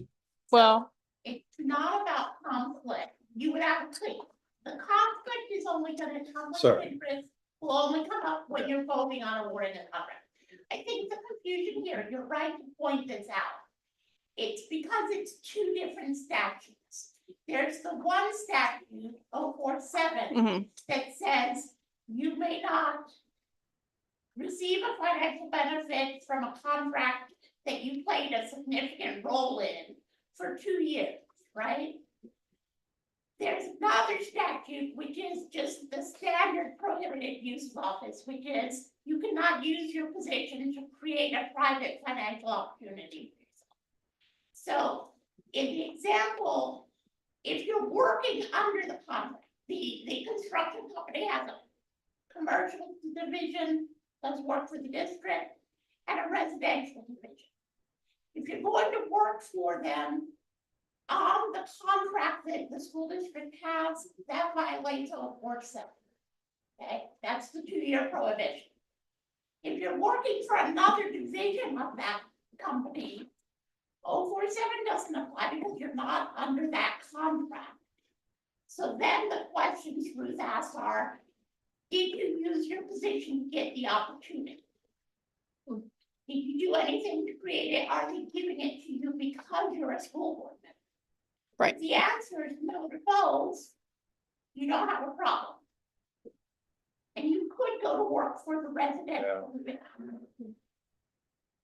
Okay, thanks. Thank you. So that brings us to nepotism and my favorite slide intro picture of all of this presentation, which is a child who looks like he is about to do your taxes. So the nepotism provisions apply to our relatives and our members of our household. And again, that is in the definition that is shown in the law, which Charlie walked us through earlier. So these rules are going to mean that as public officials, we may not appoint, employ, promote, discharge, fire, or demote our relatives or members of our household, and nor may we participate in the interview, discussion, or debate to appoint, employ, promote, discharge, fire, or demote our relative or a member of our household. And it also means that public officials may not directly supervise their relatives or members of their household unless the public body has a specific policy that describes a particular instance where that can happen. And again, that would be a written policy. And the important thing with nepotism is that nepotism provisions apply after the conflict of interest provisions have already been observed and the prohibited use of office provisions have been observed. So everything that applies in the law for conflicts of interest regarding relatives still applies. Everything for prohibited use of office for relatives and members of the household still applies. Then if we get to this point, public officials may not directly supervise their relatives or members of their household unless there is a specific policy for a specific instance. Unless, and this unpaid volunteers exception is for the kinds of activities that are shown here on the slide. So this exception for unpaid volunteers is that public officials may supervise and participate in personnel action for the unpaid volunteer events that we're talking about here, but this does not apply to supervising relatives and members of household who are volunteer members of boards or councils or commissions, for example. So this exception applies to the kind of volunteering that we're seeing, like picking up trash and helping out with people crossing the street, the community garden, science fair stuff, things like that. In those examples, the public official may supervise and participate in personnel actions. And that brings us to our provisions about gifts. So provisions about gifts, we are not prohibited from accepting gifts as public officials, but there is a framework of, again, some questions that we need to ask ourselves. If something comes up that may be a gift, we need to figure out if it is a gift under the definitions in the statute, and then we need to figure out if we can accept it based on some restrictions that are in place because we're public officials. So that means it's important to know what the definition of a gift is, and the law defines a gift to be something of economic value. It is given without equivalent payment It's being offered to a public official or their relative or member of their household. And it is not being offered to others who are not public officials or their relatives or members of their household on those same terms and conditions. So if it fits these 4 things, it's defined as a gift. And that means we are going to remind ourselves what is not a gift, and what would not be considered a gift would be anything that is in the policy of our official compensation. Would not be considered a gift. And things that are available to the general public, all alike on the same terms and conditions. So this would include free Slurpee Day at 7-Eleven, which recently passed by, and anybody can get a free Slurpee at 7-Eleven. So public officials getting a free Slurpee, that's not a gift. Or if there's a coupon mailer that goes out to everybody that's in a zip code, everybody in that zip code gets that mailer, that would not be considered a gift. It is available to the public all alike on the same terms and conditions. That would not be a gift. But oftentimes, as public officials, we're in a situation where we go to a conference. So if you are going to a conference, and at this conference, you're going to see your colleagues, and you're going to see stakeholders and vendors, and there will be members of the general public there. And a vendor at the event is handing out a free swag bag. So in this case, the swag bag has some monetary value, although that economic value may be debatable, but it has that economic value. And this thing is being offered to you at the conference. It's being offered without equivalent payment. And this is our 4th condition. So it has some economic value, It's being given to public officials. It's being given without equivalent payment, but the vendor is offering these swag bags to everybody at this conference. And this conference includes stakeholders, people from the public. So that means this bag would not be considered a gift under the definition.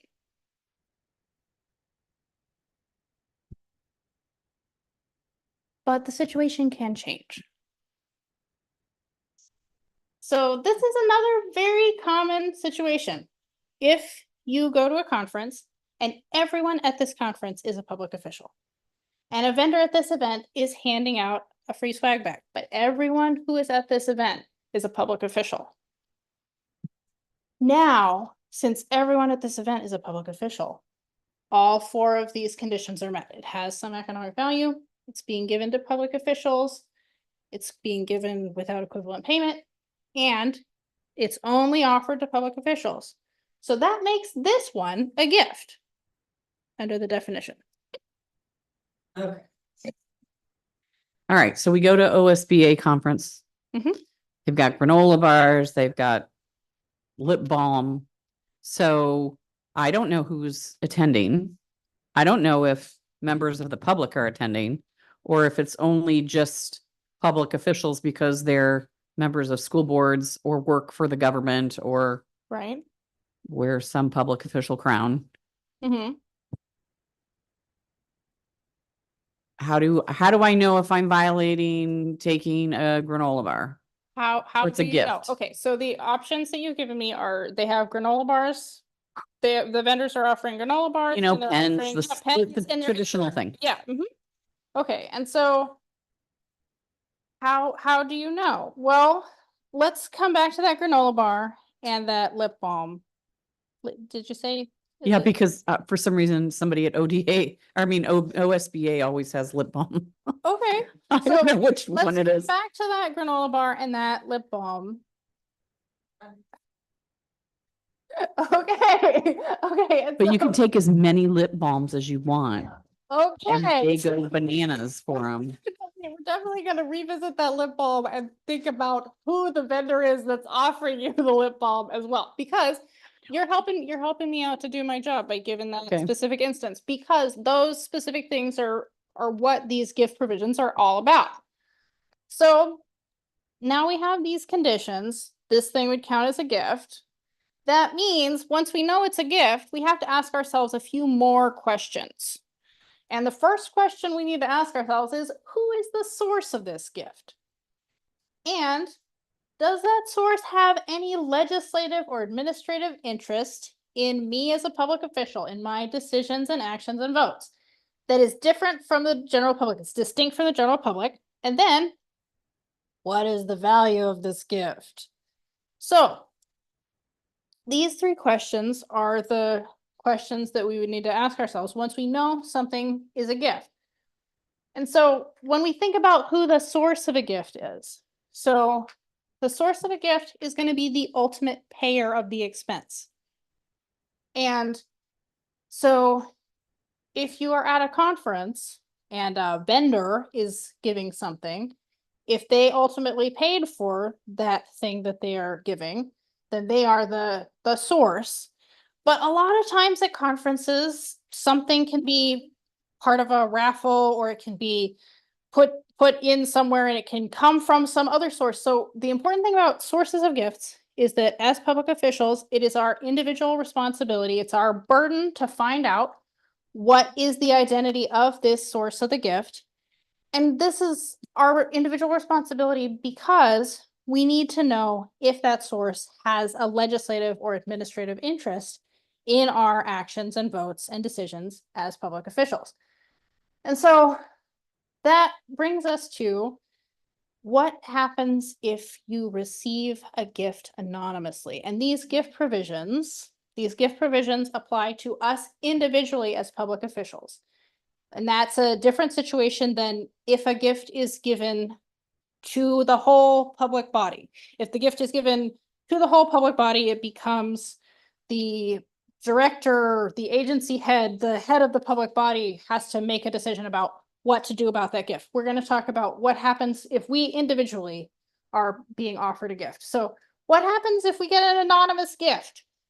So if you get an anonymous gift and you can't find out where it came from and you can't give it back, the safest way to handle that gift would be to donate it to charity and to get documentation of that donation. So documentation that you donated it, but don't take a tax benefit on that donation because a tax benefit would be a financial benefit. So keep that documentation, don't take a tax benefit.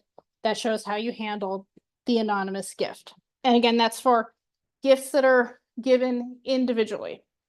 So why is it so important to know the source's identity? Well, it's because that source might have a direct economic interest in our decisions and actions and votes as public officials.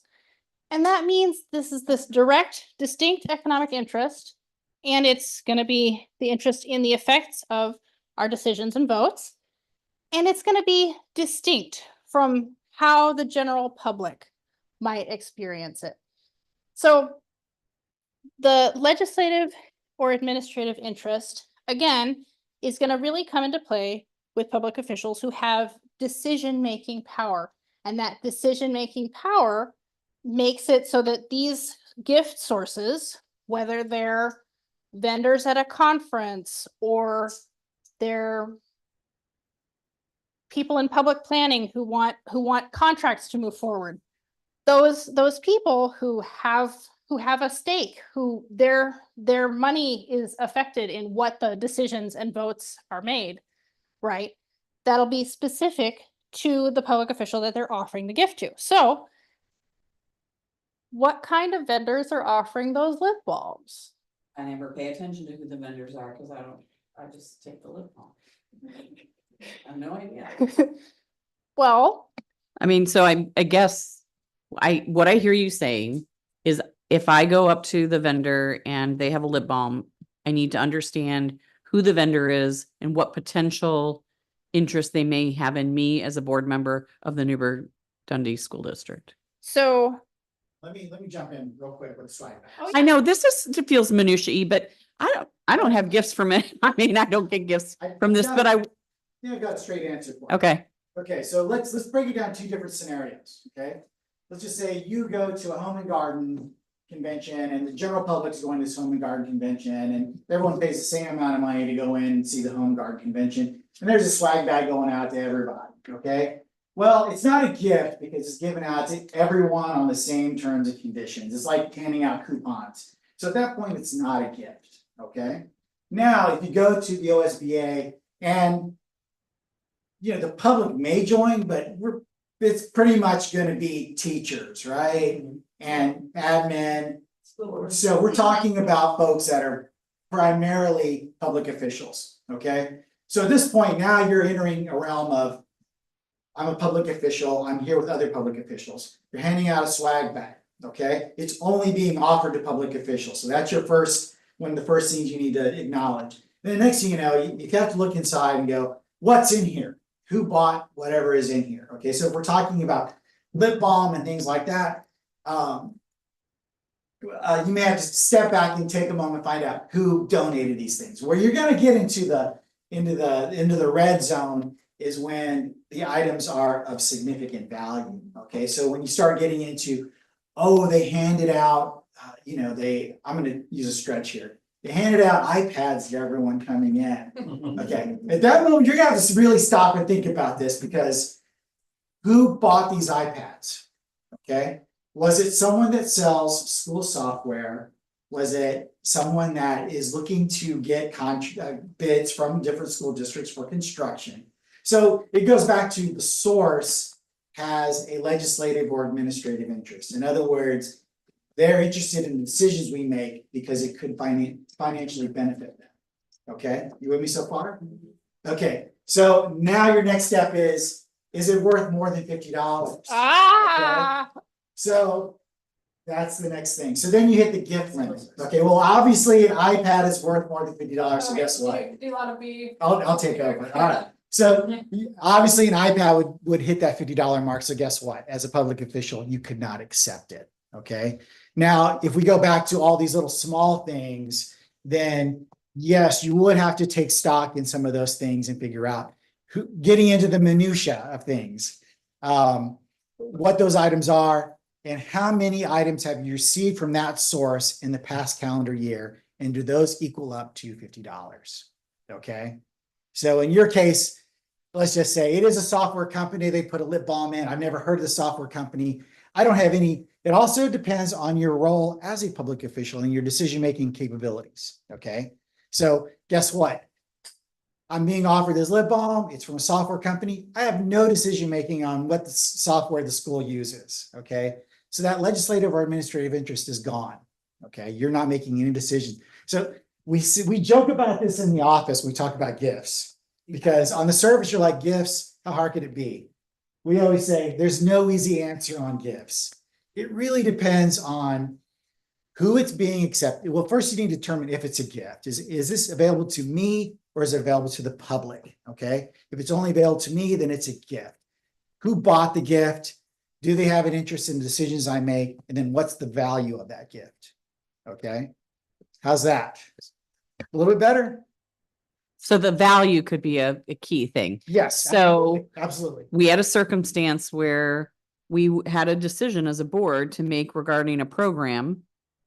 And parents of the program brought us Dairy Queen gift cards. They were Okay. $5, I think. Okay. But they handed them out. They had cute little cards that the kids made, and there was some Dairy Queen thing in there. And so we hadn't made a decision yet. Well, I guess it technically wasn't a board decision. So anyway. So that's going to go back to, okay, so is it a gift? Are they giving it just to you folks or are they giving it out to everyone? No, it was just, yeah. It was school board appreciation week. So that would fall into the gift zone. And so then your next step would be, and this is where we get into who we are as public officials, whether or not we can accept it, right? So we know it's a gift. Okay, do they have an interest in decisions we make? Do I have decision-making power that's gonna affect that entity, right? And then is it over that $50 limit? So if they're buying you Dairy Queen gift cards every week for $5, we have to stop for a minute and be like, okay, y'all, we've all taken in these gift cards. they're piling up. We need to kind of reel that in and take stock of what's going on. Just in the silly example, you got an iPad, you got a situation that doesn't affect, like you have no effect on the software company that you're not going to vote on. Yeah. That's then okay? Let's go, since you went one step further, let me go one step further. If you are offered a gift like an iPad or something of value, stop for a moment and shoot us an email.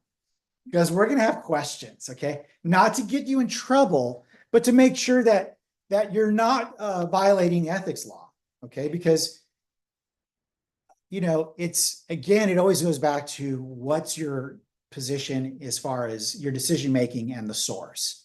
And are you going to be making decisions that's going to affect that source? And the source is aware of that. That's why they're giving you that gift. So there's that kind of get back and forth. So, you know, it's kind of like I've used this example because we do these trainings for a lot of different folks. And sometimes we find ourselves talking to folks from the city, and sometimes it's staff from the city, and public works is part of that. And so you start thinking about things like, well, you know, can I accept this ball cap from the local plumbing store? Well, you know, I don't make decisions, you know, that's going to affect. Well, if you choose to buy supplies from that particular plumbing store, then them giving you the cap, you see where that source it's there. Okay. And yeah, that guy that works in the warehouse at Public Works has some decision making. So it's never easy and it's never simple. So we always tell folks, if you're on the fence, contact us. We'll help you with that. We're not gonna like, you know, come to ethics jail. We're not gonna do that. We're gonna tell you, hey, you either need to return the gift or you can accept it.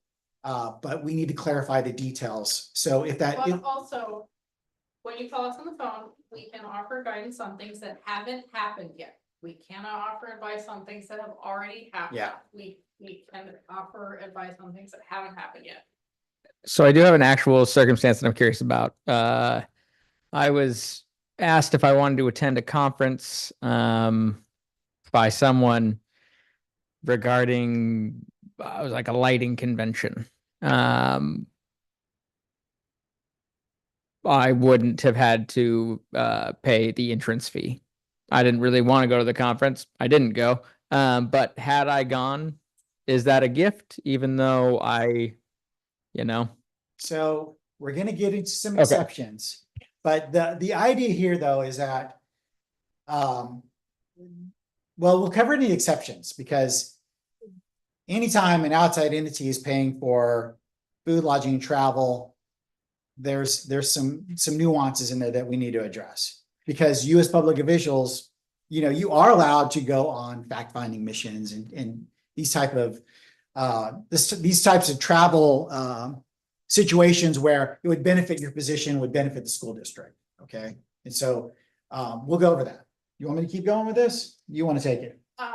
That's up to you. How are you feeling? I'll run with it. I'll run with this. Okay. Okay. Okay. All right. Okay. All right. So is everybody with me so far? Okay. So the gift limit, remember, if it is a gift, you need to know who the source is. Do they have that legislative or administrative interest? And then you must not exceed $50 from that source in a calendar year. That's January, December. Okay. All right. So there are some exceptions. Okay. There's 16 exceptions. We're not going to get into all those here. Okay. I can't stress this enough. If someone offers you a gift and you're on the fence, reach out to us. Okay. All right. So first exception is gifts amongst relatives and household members all day long. Not an issue there. That's not going to be a problem.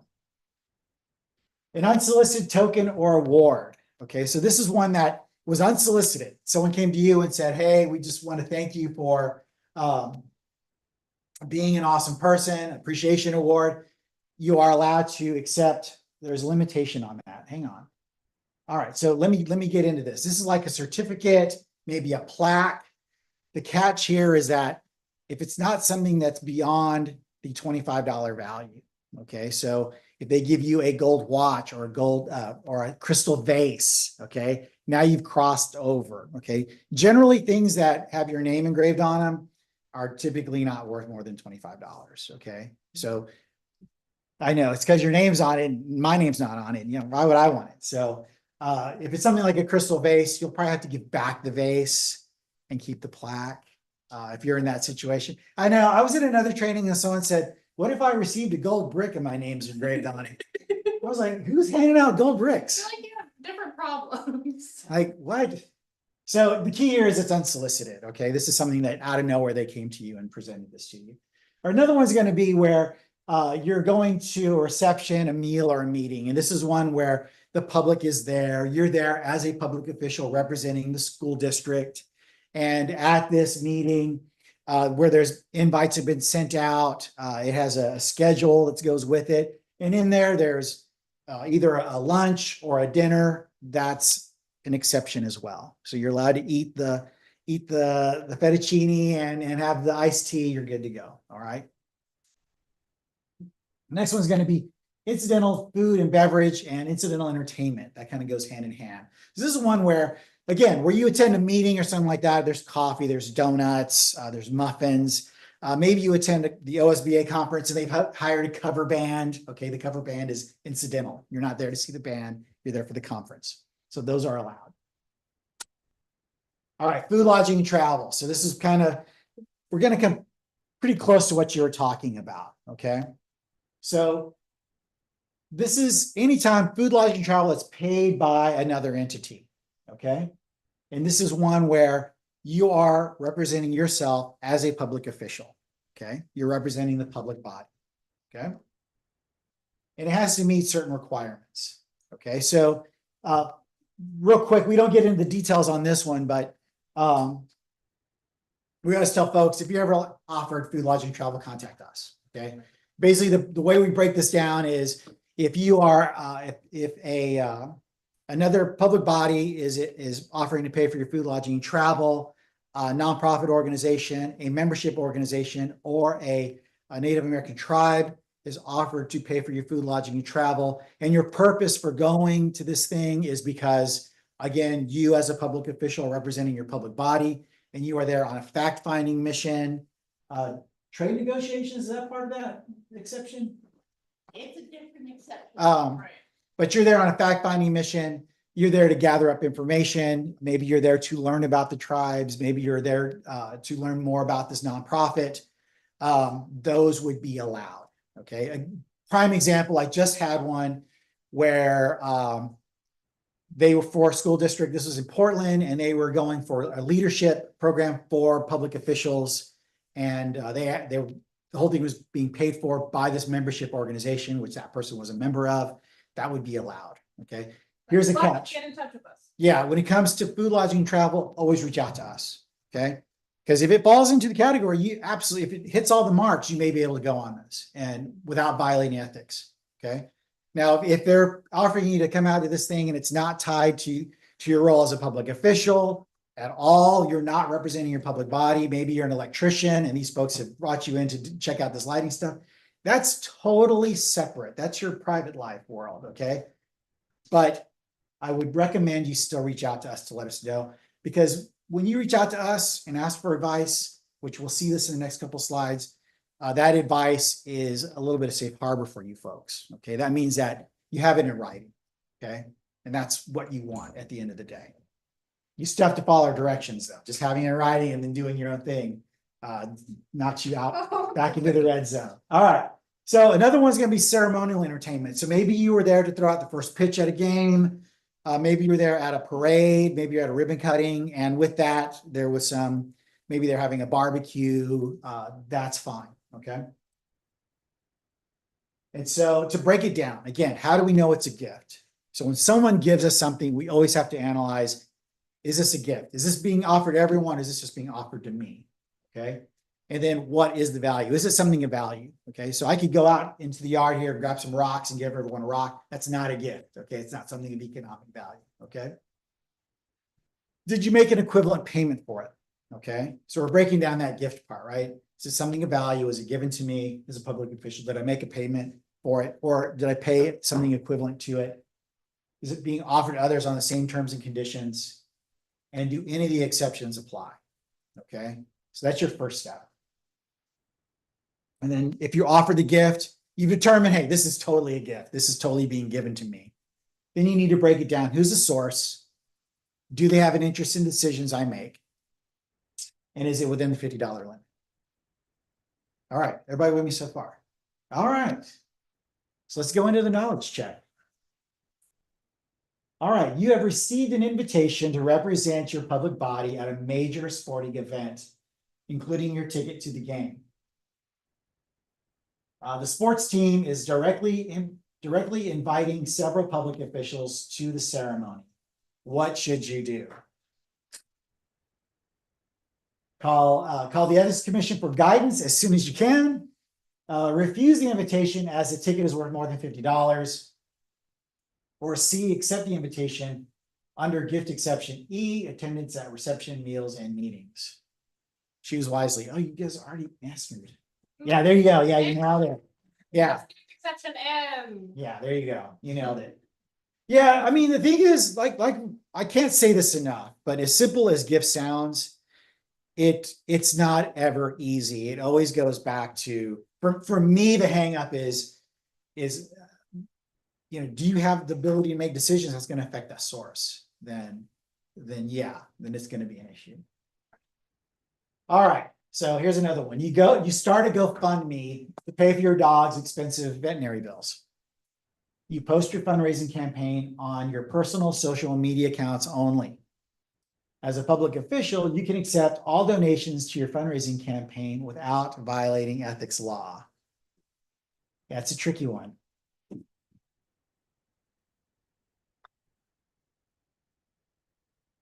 We're 6. Oh, there we go. Awesome. All right. What do y'all think?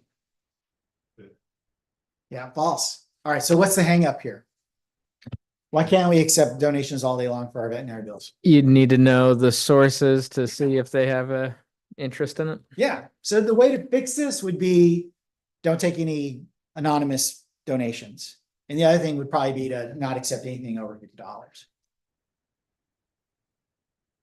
If you want to do this, if you want to do a GoFundMe, you better tread carefully on that. I'm just curious.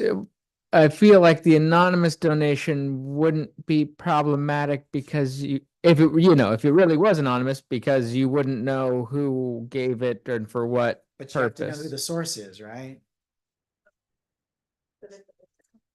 But you're not allowed to you're supposed to know the source. Yeah. Sounds like, I mean, I'm not. All right. So Yes. So let's clarify this. Let's clarify this. Okay, so if you do it anonymously, you don't know who's giving you the gift, right? Or who's donating to your personal veterinary bills. Okay, so that's a problem because if it's anonymous, you don't know who they are, right? We need to know who the source is and whether or not they have a legislative or administrative interest. I guess I'm curious, is the reason why that is important is so that there isn't a perception that you do know and it's not clear? No. Because otherwise, how would you know that someone is now expecting something that you would have no way of knowing that they are the Maybe reason? Okay, so we're not going to worry about what they're thinking. It's you, the public official, and what you can accept. And we cannot accept any anonymous gifts. Oh. So we always need to know the source. And like Ruth think that mentioned I'm- earlier, if we are offered an anonymous gift, what do we do? So that doesn't go back to the separation of personal and public life?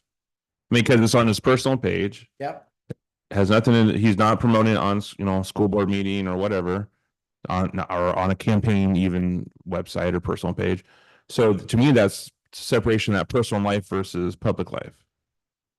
But you're still a public official and you still make decisions. So that means anything we ever get over $50, we always have to question it. As a public official, yes. Gift clause applies to you 24 hours a day, 365 days. Yeah, it's not like, going back to like the software. Well, I'm off the clock now, so I can take that iPad. It's And I guess I get that. I get that idea of like, oh yeah, well now I'm a regular person. This company is giving me this thing, but it's just to me, I get that. I guess I'm curious by this. I get an anonymous $55 contribution. for something dealing with my family or my pet.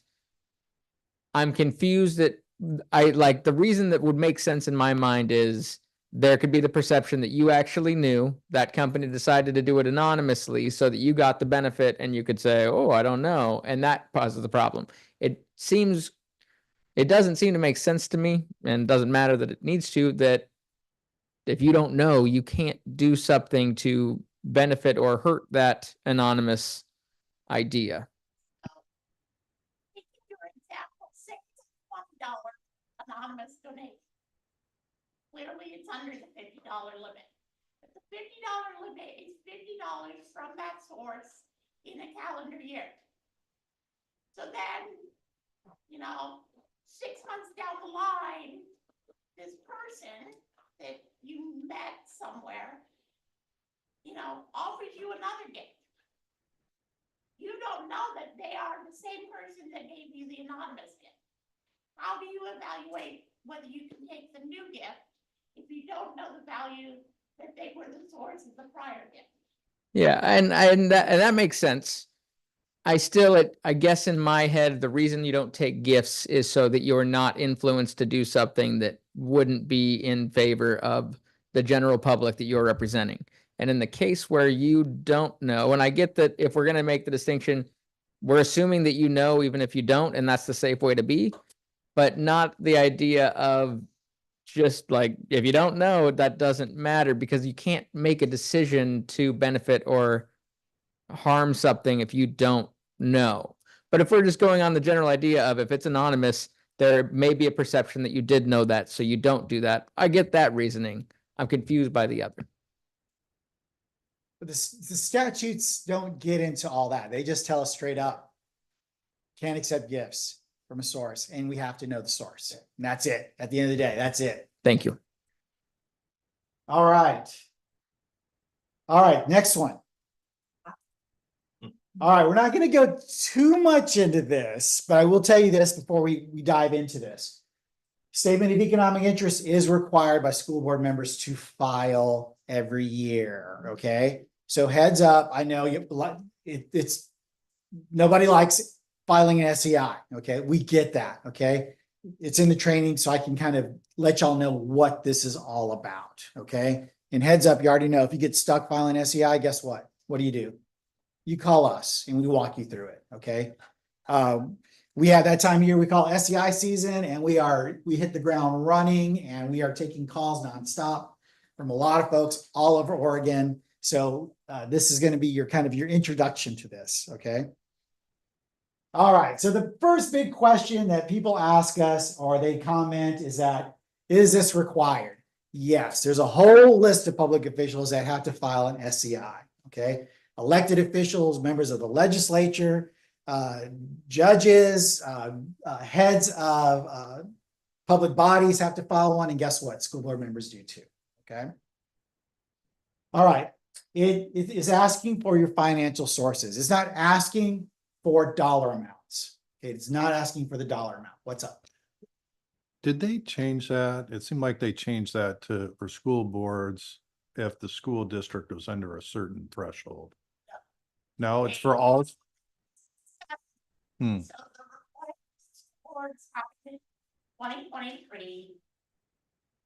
Since we're only on year 2, but there was discussion of changing it, but it did not happen. So all school board members, we even have districts where there's like 6 students, regardless of the size of the district, all school board members are required to file. All right, so this goes into your financial sources. So this is just how you get paid.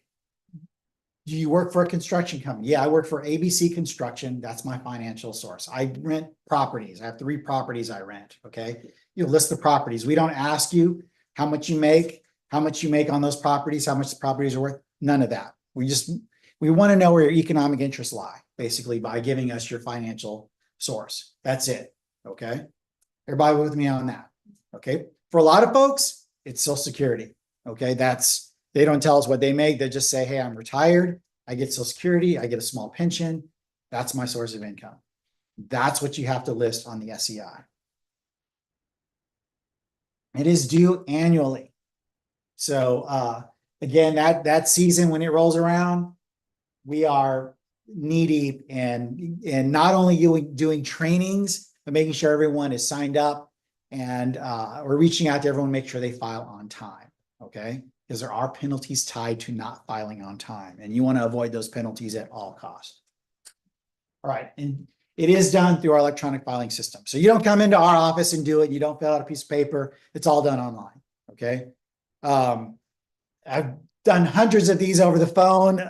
So it's nothing difficult. So, there's some folks that have it. There's a lot of folks that we talk to that don't have internet access. They barely have a cell phone, and we walk them through it.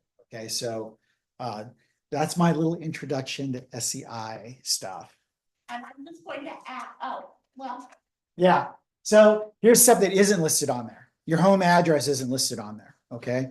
Unless you work from home. Okay. Unless your business is based out of your home, then your home address will be there, because that would be the address of your source. Okay.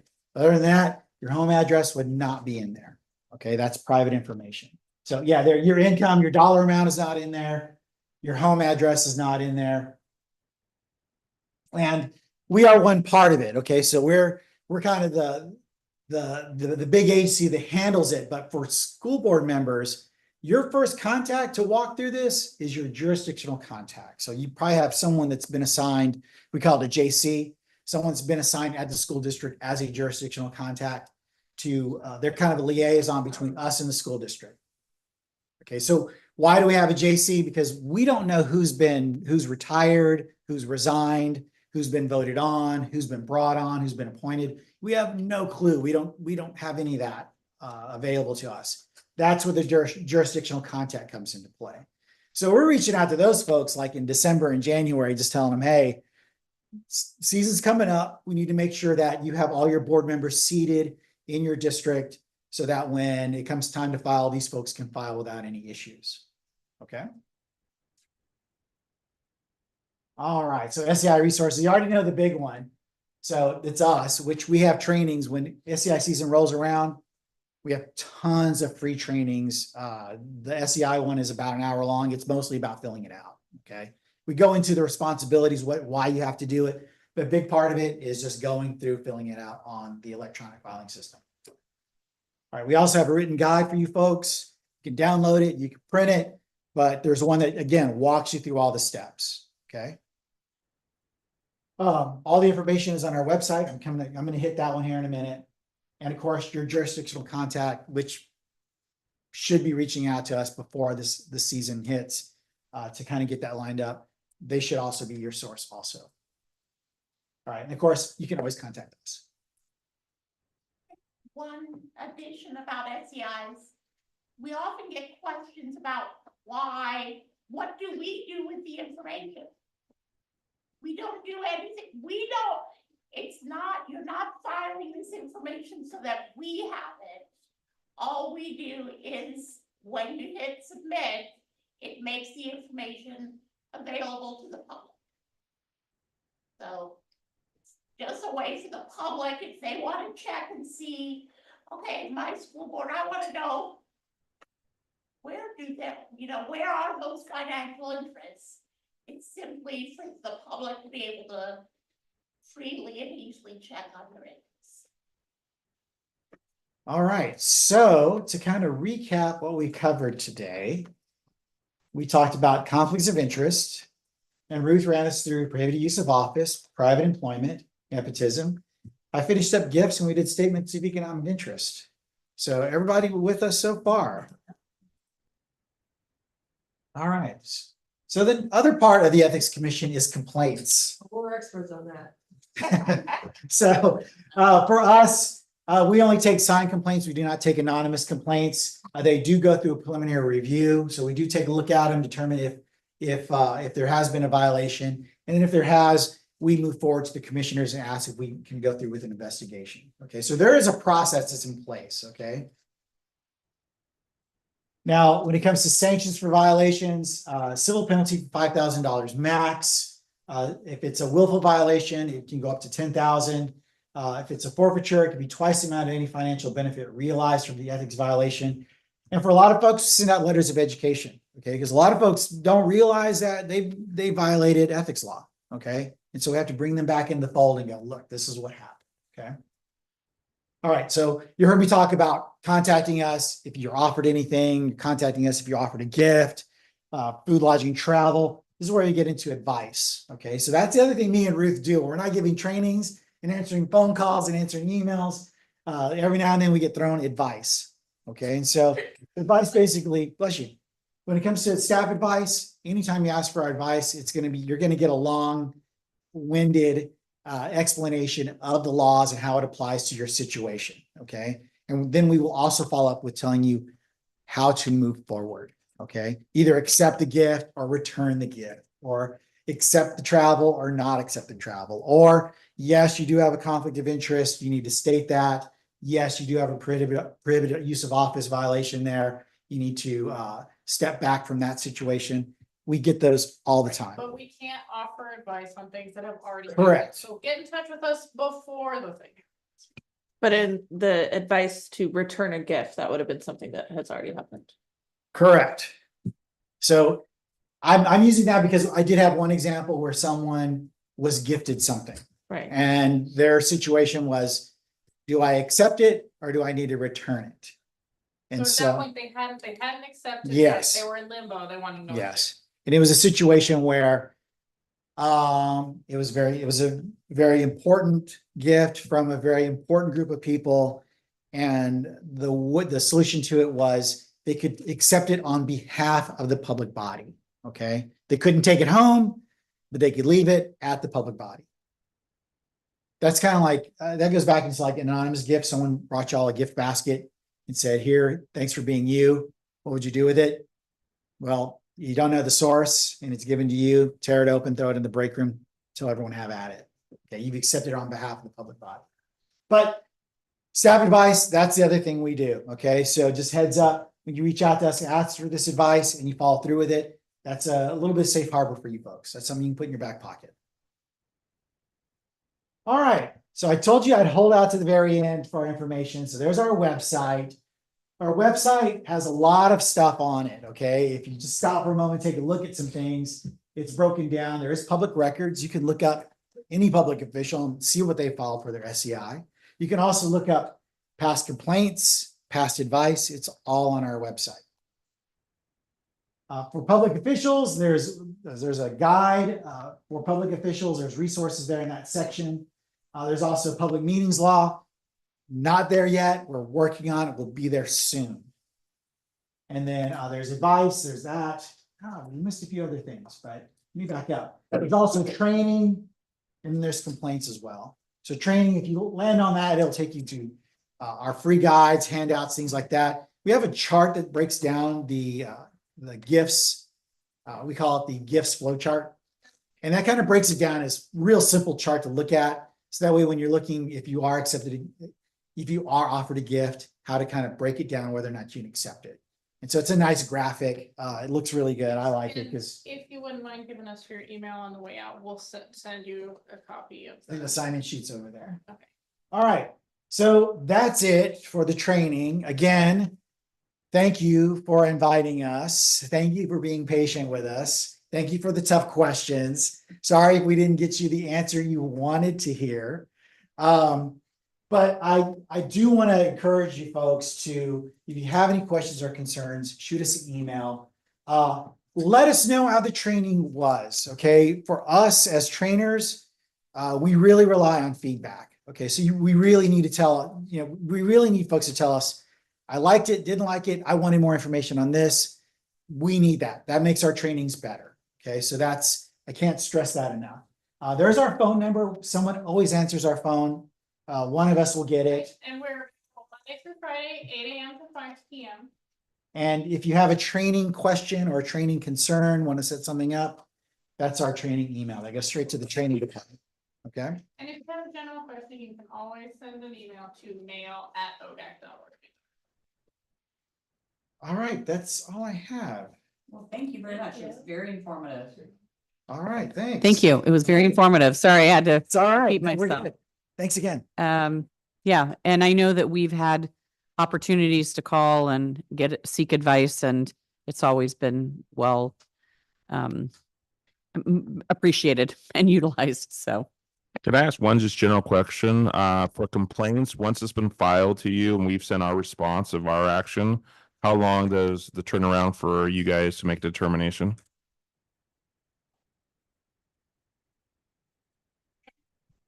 There's 60 days statutorily. So in those 60 days, we can't comment, it's confidential. At the end of the 60 days, it's still confidential till the next commission meeting, till we can present it to the commission. At that point, the commission is voting either to dismiss or to open an investigation. Once the commission takes that vote, it's not confidential anymore. If they vote to open an investigation, that period is 6 months. Okay, so maybe 60 to 90 days after it's been filed, we'll maybe know the status? Okay, thank you. Definitely less than 90, usually the meeting is within a couple of weeks after the 60 days. Thank you. All right, I think it's a good time to take a little bit of a 10-minute break.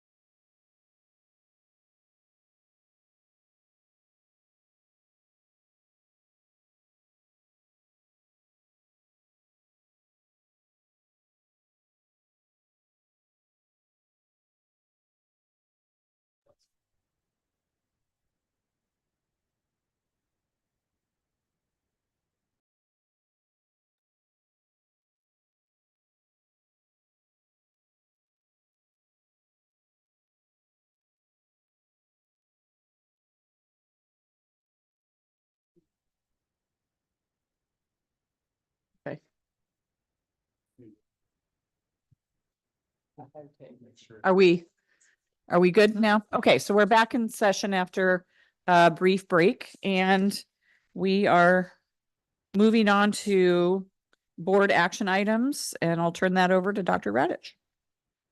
Thank you. This first item is to approve an engagement of services for bond counsel. If you recall, on July 9th, the Board of Directors approved the appointment of the firm Mercero and Shannon to serve as bond counsel for the 24-25 fiscal year. And you probably are aware Mercero and Shannon have been the district's bond counsel for many, many years. However, what I learned recently is that Jim Shannon, one of the partners in that firm, retired earlier this year. And then Courtney Dawes, who did work as a bond counsel for Mercero and Shannon, then moved her practice over to Foster Garvey. So there are currently no attorneys at Mercero Shannon. So I'm recommending that the board actually withdraw or delete the Mercero Shannon and appoint Foster Garvey as a bond counsel. We have If you could, I'm sorry, one other, just attached is their agreement for services in the terms of engagement.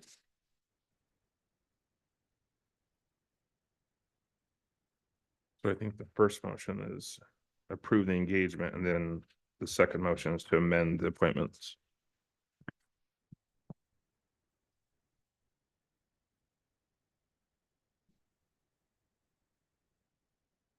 Okay, do we have a motion? I move that the Newburgh Dundee School District Board of Directors approve the engagement of services post issuance bond compliance advice with Foster Garvey as presented. Do we have a second? I second. Do we have any discussion? Yeah, I'm curious, I don't have the agreement from Mercer O'Shannon. Is it the same rates that we're looking at? I don't know, so.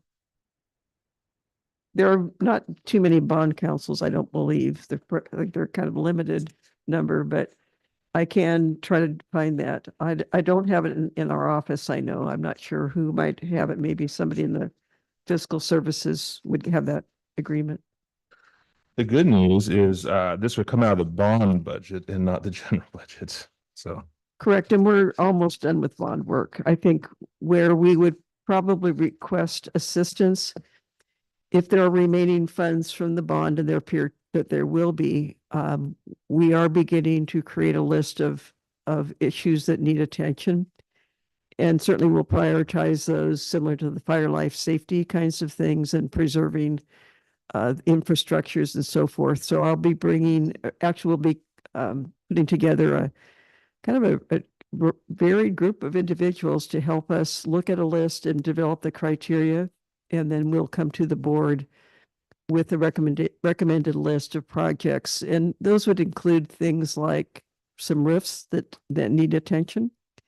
There's 2 or 3 buildings that have not had exterior sealing and painting in many, many years. So those are probably the higher priority items, as well as any life safety issues that we uncover that have not been addressed. Okay, at a previous board meeting, we appointed both Director Hayden and Director DeHart to Well, that would be great. be part of looking at the bond. So I would encourage that they be included with your group. That'd be super. Yeah.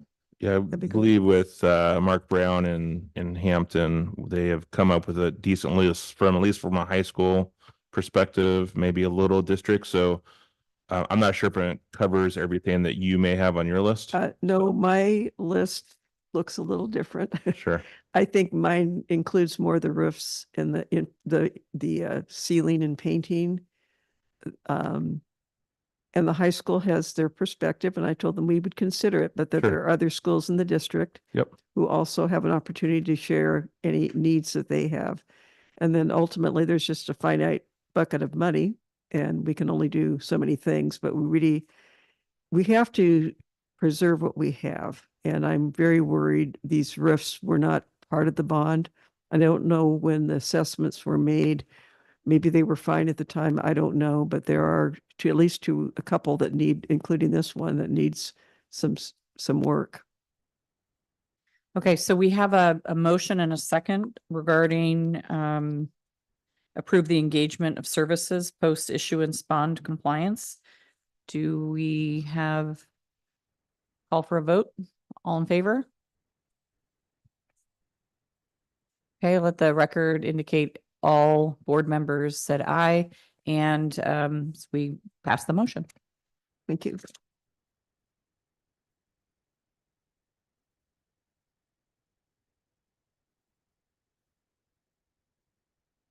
So that first one is to accept the engagement. This one is very small, minor, just to change the appointments we approved last meeting to cross out the other firm, add this firm.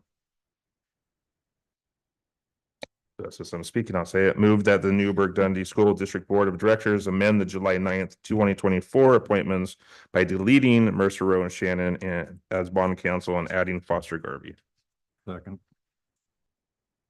Any discussion? Call for the question. All in favor? Indicate everybody voted yes. Motion passes. Thank you.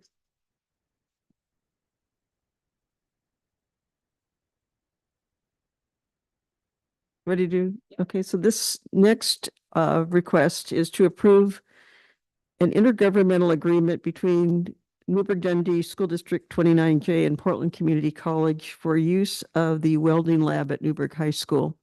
I think the board may be aware that for a number of years, there's been a partnership between Portland Community College and the school district relative to the use of the lab. So attached is the intergovernmental agreement proposal from Portland Community College. I had a conversation with the high school principal relative to this agreement, and I do believe we need to meet with Portland Community College and have some conversation relative to the lab, because the lab that they had been using was the old lab, and we are now with brand new equipment, and we really need to sit down and talk through potentially some training that might need to take place. Make sure that all the safety measures are in place, and there's some of that included, but I think I don't know that when this agreement was prepared that folks were knowledgeable about the changes in the lab. So we do need to have some additional conversation with them. So, I'm concerned that we're not charging any fees. Mm-hmm. And what we do recognize is the high cost of electricity, especially in our beautiful CTE building. Mm-hmm. But I would presume that Chemeketa is charging fees for this course to their students. Portland Community College. Portland Community College, sorry. Thank you. And so I'm concerned that we're not looking at that as I believe they used to give college credit, so some of our high school students, I think, could access the credit for that. But I would have to say it's been a number of years since I was here and we had this agreement. So if the board would like more detail and more information, and including us to look at some fees, I think we certainly have time to do that. We're not ready to go right now anyway. Yeah, I've got some of the same concern that you do, besides electricity, the wear and tear on the equipment. Mm-hmm. And then also making sure that, it talks about them paying us for consumables. How do we keep our consumables separate, Yeah. And if you're talking a wire feed, right, how do you measure how much wire you've used on a reel, all that stuff?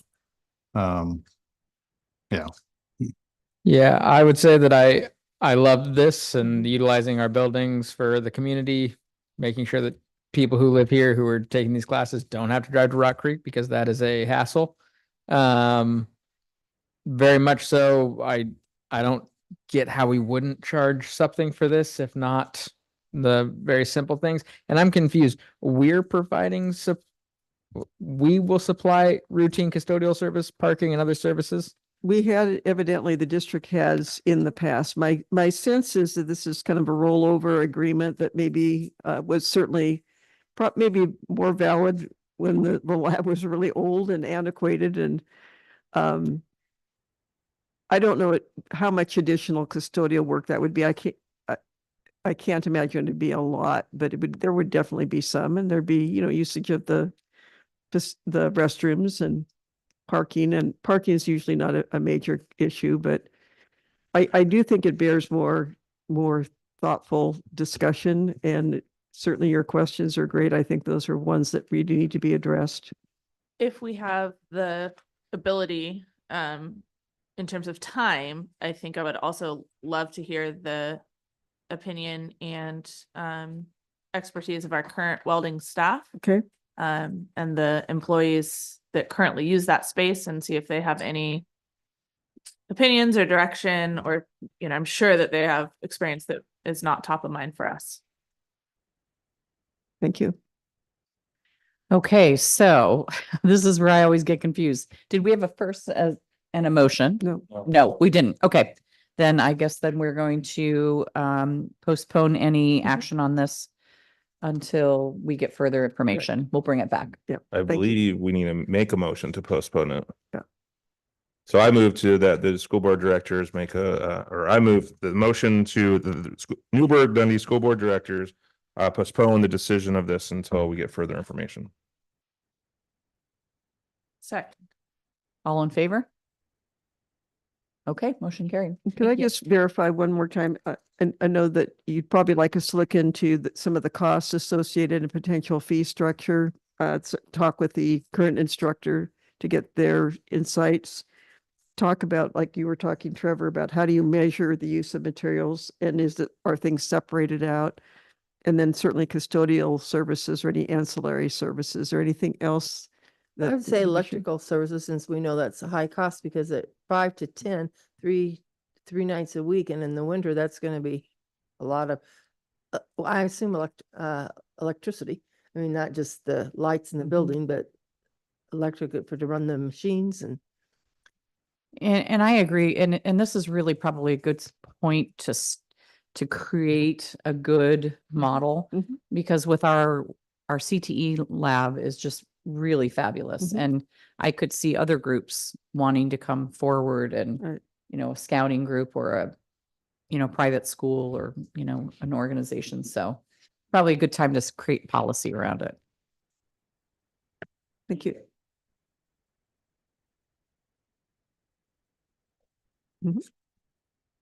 Okay, well, that is what we have for our board meeting tonight. We have another meeting next week on July 24th with executive session at 5 p.m. We'll let you know in the event that we don't need the executive session, but keep you updated on that. And the meeting is adjourned. Thank you.